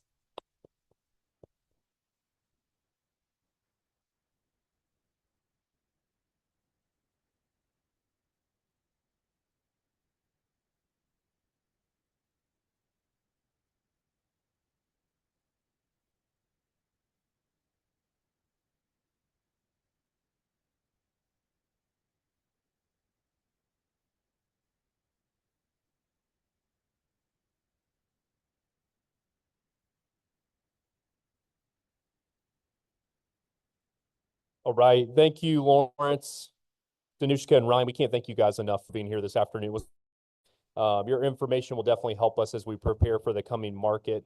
We will share Dr. Yoon and Danushka's presentations with the membership, as well as a recording of today's event in Monday's news group email. Now I'd also like to bring our economic perspective to a local level. So we have Emily Kilroy, Economic Development Director of Albemarle County, and she's here to share some important updates with us on how the area is growing. So, Emily, thank you so much.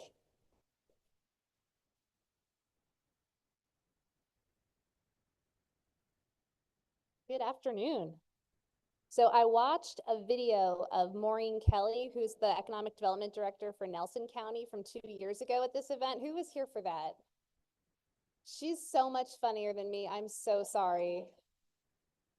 I'm going to do my best. Thank you so much to CAAR for inviting me to speak at this summit. I'm really excited to share some news. We feel like in county government, we feel like we talk about what we do a lot, but we're talking to ourselves. And so we realize that there's a lot of exciting things that are happening that most people probably haven't put all the pieces together and looked at it all together at once. So I'm hoping to be able to give a little bit of that perspective here today. So this is a really busy slide, but the message is really simple. Local governments invest in economic development to generate tax revenues, which funds the services that create the good quality of life that we all love and appreciate about our area. That's schools, that's police, that's fire, parks, and the infrastructure that folks were talking about earlier. We don't do that alone. We do that with a lot of partners, and some of them are on this slide here. Local government gets the majority of their revenues from this big blue guy, which is property taxes, which is generated off of residential and commercial properties alike. This slide sometimes surprises people because they expect that we would have more state and federal revenues than we do, and that's not the same in every community. But in Albemarle County, the lion's share of tax revenues are coming from really local property owners. This is a slide that breaks down by property type, where we get those revenues from. The top line is residential. The orange line is multifamily. So if you put those together, about 74% of our local tax revenue is based on where people live. And then the green line that's below, kind of in the middle of the bottom there, is commercial and industrial property. And then the blue line is actually agricultural. 95% of Albemarle County's land area is rural area. Not all of that is agricultural, but a lot of it is. And so that's a separate class that we track in Albemarle. But 11.3% is where we are getting commercial and industrial, is how much revenue is coming off industrial and commercial properties. And that's pretty low. That's actually pretty low. And one of the things that we're trying to focus on in Albemarle County is how do we get that line a little bit higher? How do we get that percentage to be greater? Because that takes the pressure off residential property taxes. And that's really important to us. So we want to maintain the quality of life that we have, continue to fund the great services that we have, improve them, tackle some infrastructure challenges that we know that we have, and not put all of that pressure on the people who live here. One more kind of boring thing. Albemarle County recently worked with the Weldon Cooper Center at the University of Virginia to do a cost of community services study. And that study sought to answer the question, for every dollar of tax revenue generated off of different property classes, how much does it cost to serve that property class? So for every dollar of tax revenue generated from residential, it actually costs $1.31 to serve. So that's calls for service for police and fire rescue, that's students in schools, that's the cost, dividing up the cost of running parks. And so that's an imbalance, right? We're bringing in less than we're receiving. On the commercial industrial, which is in the middle there, for every dollar in revenue, it only costs 32 cents to serve. And so that's another reason why we are focusing more and more on building that commercial and industrial base in Albemarle County, because that's an area where we can really generate positive revenues to be able to drive into those services. Okay, why is she saying all of these things? We have a lot going on in Albemarle County. You're not supposed to read this slide. You cannot read this slide. But there's a lot of stuff going on that I'll talk a little bit more about on the next coming slides that you may or may not be aware of, that we're really excited about. We think is going to lay a really good foundation for our future. Our mission is to strengthen and diversify the county's tax base, and that's through business scale up and some redevelopment opportunities and expanding career ladder job opportunities so that we have a better balance of folks who can live and work in our community. Our vision is really, this is newly adopted by the Board of Supervisors just a couple of weeks ago. We're really excited about a new economic development strategic plan, and this is the vision for that. I won't read the whole thing, but we're rooted in innovation and we're open for investment. The 5 goals in the new strategic plan are really an attempt to help us focus where we work and how we work in the hopes that we can make some big swings to make some big changes happen for the community. Our first 3 goals are really centered around our 3 target sectors, which are biotechnology and life sciences, intelligence and national security, agribusiness and food processing. And then the other 2 are about sort of how we improve those areas. The number 4 is about talent. A weird thing about Albemarle County and the city of Charlottesville, so it's not just unique to Albemarle, based on the number of 21-year-olds we have, 18 to 21-year-olds we have, and the number of 55 and older year olds we have, we should have more 25 to 45-year-olds than we actually have. It's kind of a demographic donut. And what we see is that people, graduate from the university, maybe they have their first job here, and then mid-career professionals generally are going to move out of our region for the middle of their career. And then there's a boomerang effect where retirees will come back and say, I loved Charlottesville when I lived there in college, and I'd like to come spend out the rest of my time in that area. We want to work on how can we keep more of those folks here, grow those mid-career job opportunities to be able to allow those folks to thrive here. And then the final one is compete for investment, and that's really about how we as a government set the right environment for businesses to thrive. And there's some work that we can do there as well. How do we measure success? One big important way is business expansion. This is a rendering of the new Afton Scientific facility that is not even breaking ground, but it's in design on Avon Court, just south of the city of Charlottesville, off Avon Extended. And they recently announced the $200 million capital investment in their facility to grow their facility and 200 new jobs. They're already talking about doubling that, so 400 million, 400 jobs over just the next couple of years. They work in the biotech sector. They take medicines and put them into how they're actually delivered to patients, so whether that's syringes or bottles. And so they're an important part of the pharmaceutical value chain. Really exciting opportunity to grow our biotech life sciences sector. And most importantly, from my perspective, these are primarily manufacturing jobs. And so these are not jobs that require PhDs. These are not jobs that even require 4-year degrees for the most part. These are folks who can get hired out of PVCC, out of high school, and can really spend their career growing themselves with the company, which is really exciting. We're also really focused on talent. I talked a little bit about our focus on the 25 to 45-year-olds, and so working on partnerships with UVA, PVCC, the local schools to stop telling kids to go to DC and Boston and to start talking to them about all the great opportunities that we have here in our community. And then commercial tax base growth. We really want to grow that commercial tax base, as I talked about. This is a rendering of the Home Depot project. Home Depot is retail, and so not necessarily part of our target sectors, but we really viewed the Home Depot project as a really important redevelopment opportunity. The chart on here is showing the real property value of the Fashion Square Mall property where the Home Depot recently opened over time. And you can see back in 2014, that property was about $70 million in valuation, fell precipitously before the pandemic. It was on a downward trajectory before the pandemic, and the pandemic really was a nail in the coffin for that property. Really underperforming, really important gateway intersection into Albemarle County.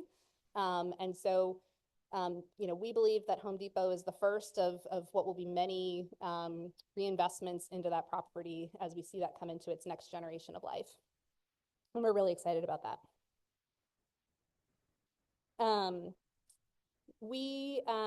Are folks familiar with Ravenna Futures? This is a property that Albemarle County purchased in 2023.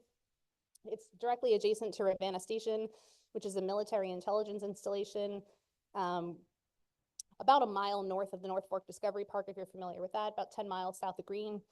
And this is really a big economic development opportunity to grow what we're hoping is an intelligence innovation campus that would be multi-sector. So we'd love to see the federal agencies that are there grow.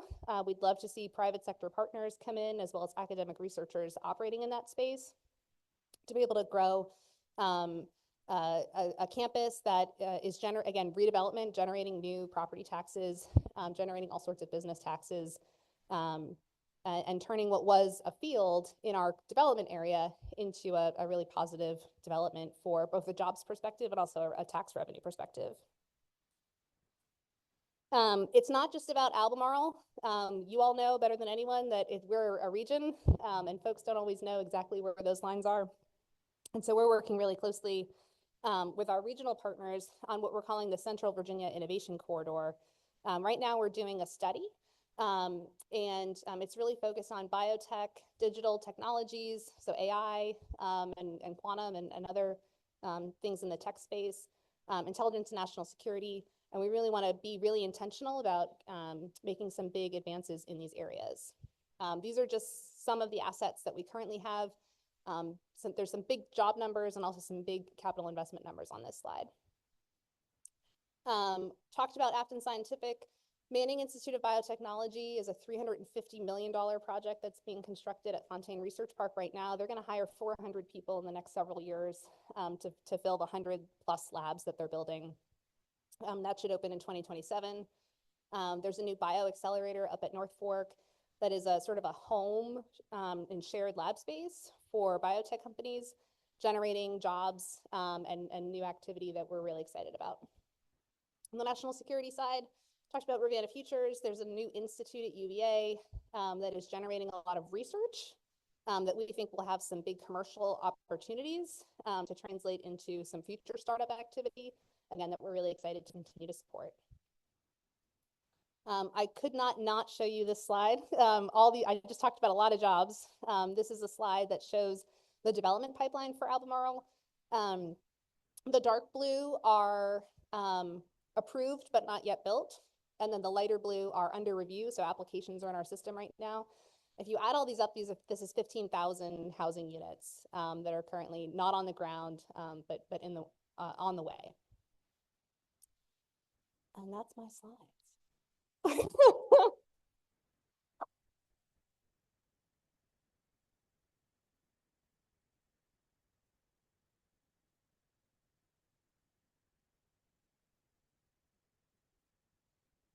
Sure. Yeah.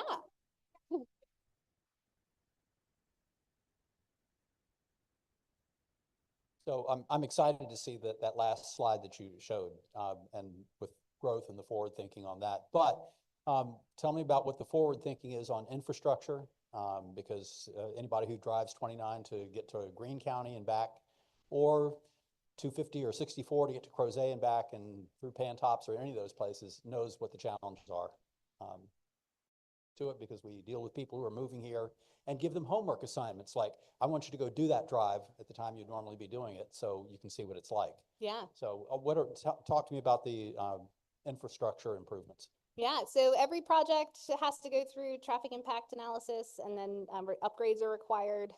It's one of the reasons why development takes longer than folks hope, because you often have to do infrastructure upgrades, intersection upgrades, put more lanes in, turn lanes in than maybe you originally were planning on doing if you're a developer, in order to respond to those needs. So it's you know, I would say it's incremental, trying to meet the needs that are generated by the new development.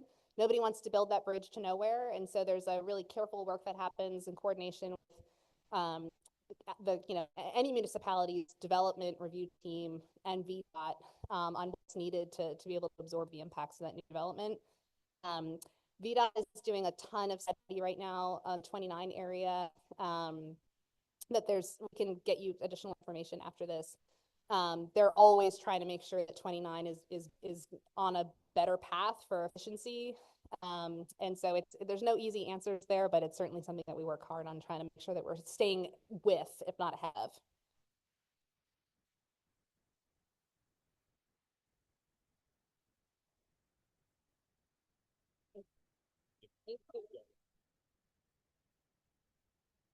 All right, thank you again, Emily. We really appreciate you being here as well.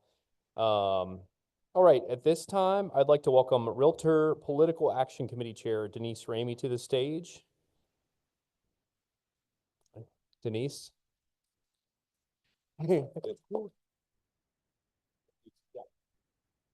To all 30 of you remaining, thank you for staying. Thank you to Dr. Yoon again for the great presentation. I want to go off script really quickly, and I apologize, Allie, but I saw something that surprised me, and I was so proud of her, I wanted to say something about it. Our own Abby Tamman has been nominated for the Women in Leadership Awards by Virginia Business. And so I texted her and said, congratulations. And of course, Abby was very modest and very gracious. But the award is to celebrate top women executives for their overall professional accomplishments, civic engagement, mentorship, and breaking glass ceilings. So we're very proud of you. Thanks for all you do for us. We appreciate you, and congratulations. So thank you, Josh. Thank you, Abby. Thank you for allowing me again to bend your ear about RPAC. You guys know how passionate I am about our political action committee and what that money does for our business. And I am a big believer in investing in RPAC. And if you have any questions, let me know. I'm happy to talk to you. I want to thank Marjorie Adam for making her major investment today at the event. Kathy Markwood also made her second major investment today. So thank you. Anybody else make their investment today? Tom Wolfik, thank you very much. RPAC works for you and our clients to prevent any kind of setback in our business by lobbying our elected officials to pass bills and laws that positively impact property rights, positively impact our clients and your business. So on behalf of the RPAC committee, I'm going to invite you to a fun event to help us raise more money, and that is an evening of creativity, conversation, and community, Thursday, September 25th from 5 to 7 at Picasso Swig. So how many of you guys were here for the painting thing we did about 6 or 7 years ago? We had a blast. They brought in an expert who you get canvas, you get paint, you also have other crafts you can choose from, but yes. It's so much fun. It's a great way to network with, but also to raise money for a really important cause. So put it in your calendar for Thursday, September 25th from 5 to 7. It'll be at Picasso Swig. Your ticket includes a choice of 3 DIY craft projects, a private instructor to guide your masterpiece, fun games with prizes, 2 drink tickets, and a charcuterie board. Seating is limited. It's going to be $50, and your Admission goes toward your RPAC investment. So obviously, we welcome you. We also welcome you to bring a guest. So if you have a friend that you'd like to bring along, they're certainly welcome to attend. So we hope you'll invest in RPAC and you'll come join us September 25th. Thank you so much.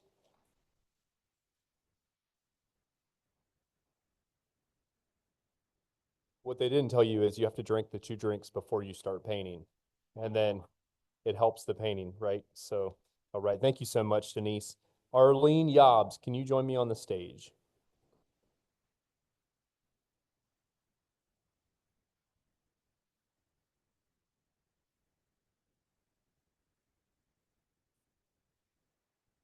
Right. I know everyone in here knows Arlene. And Arlene, I'm pleased to present you with Realtor Emeritus. Congratulations to you. Yeah. Yeah. So I have this Realtor Emeritus certificate, which is falling apart here, and then an official letter of achievement from NAR, as well as a 40-year gold Emeritus lapel pin. Yeah. Oh.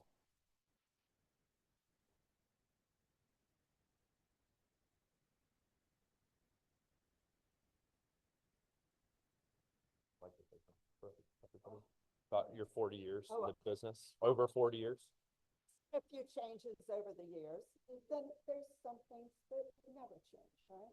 So, anyway, but thank you so much. It was especially fun to have Dr. Yoon here today. I know you came to see us when I was president of CAAR in 2018.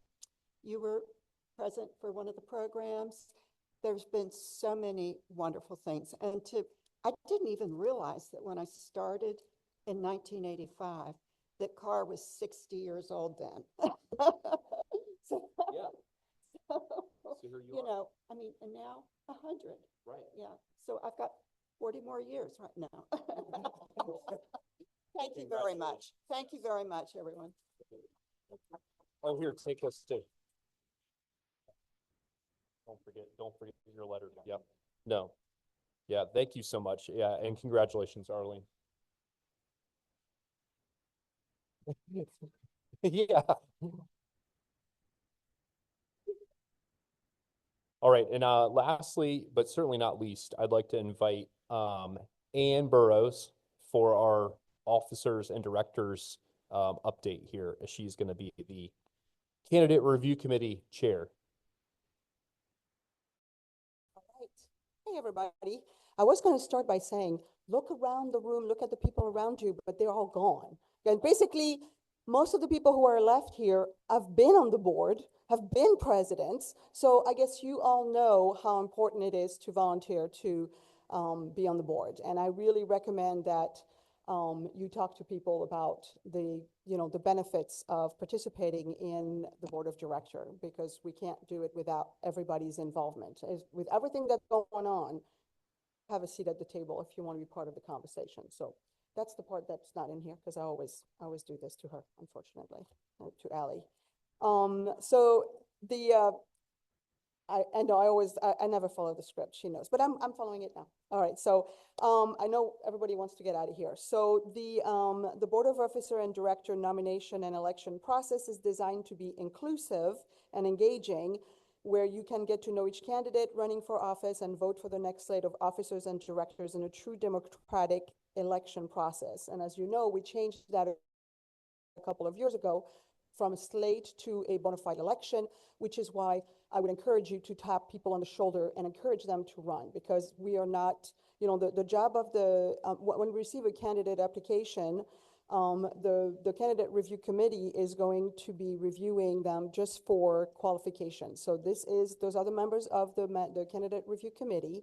Those are all people who, you will work alongside with. So and really, the only purpose of the candidate review committee, there's no interviews, there is none of that. We're just basically are looking at the application and making sure that they are qualified by the criteria that we set in the bylaws. That's it. So there are 6 vacancies that need to be filled this year. The positions include president-elect, treasurer, a 3-year director. There's 3 vacancies for a 3-year director, and there's 1 vacancy for a 1-year director. And people can run for more than one thing, just so you know. So you can, if somebody is interested in being either one-year director or three-year director, you can check both boxes. You can also check the other boxes. And you can check all the boxes, and just basically then you get put into the election for all of the position that you check the box for. So you don't have to just pick one. So you can learn more about the positions, the overall election process, and the timeline of the important dates by visiting the election webpage on CAAR.com. Now, one new thing is that you can nominate somebody. So if you think, if either you've already done it all and you're like, been there, done that, but I know people who should do it, you are welcome to fill out a nomination form. This doesn't automatically make those people's application, thing. It basically means that somebody from CAAR is going to reach out to that person and say, hey, you've been nominated by, and I believe it's anonymous. It's not, okay. It's not anonymous, like who nominated. Okay, well, so just make sure that you don't do it just to, get back at somebody. No, but you can nominate people that you think would be here. That's why I was going to ask you to look around the room and think about who here should be on the board. So please feel free to, what? I know, I'm just saying, think about who was here 20 minutes ago. Anyway, so you will need to one thing, if you complete the application, make sure you tell people, either yourself or whoever is going to complete the application, you need to do that in one setting. We don't have a way to save the application. So what you can do is you can copy, there are some questions that you need to fill out. So there's some kind of like essay questions. So you can copy those down, prepare your answer, and then fill out the application in one sitting. So again, the candidate information then is going to be uploaded once we've reviewed and qualified the candidates. All their information is going to be uploaded to the election webpage on the once we've verified the eligibility. And there's going to be, so you're going to have the background of the you're going to have opportunities for them to have some videos to kind of introduce themselves, so you get to know the candidates better and what their qualifications are, so that when the time comes to vote, you are informed. So we encourage you to step up and apply for 2026 officer or director position today. That's it. That's all. All right. We had the DEI committee held an NAR Fairhaven Challenge during the summer, and the winner of that was Bettina Histrova with Long and Foster, $100 Home Depot gift card. So congratulations. Just a few quick reminders. We've got the Albemarle GIS training, and this will also be a kind of a listening session from them as well, which we're really excited about on Monday, September 15th, since this new GIS is so user-friendly. And so 10 to 11:30 a.m. So, but please come if you have feedback. I would love to see as many people here as possible. That's the only way that we get these voices heard. So also, we do have some changes under the MLS rules and regulations. I'm not going to belabor that. You guys can see those as they come out. I'll go ahead and call our meeting to dismiss here. Thank you.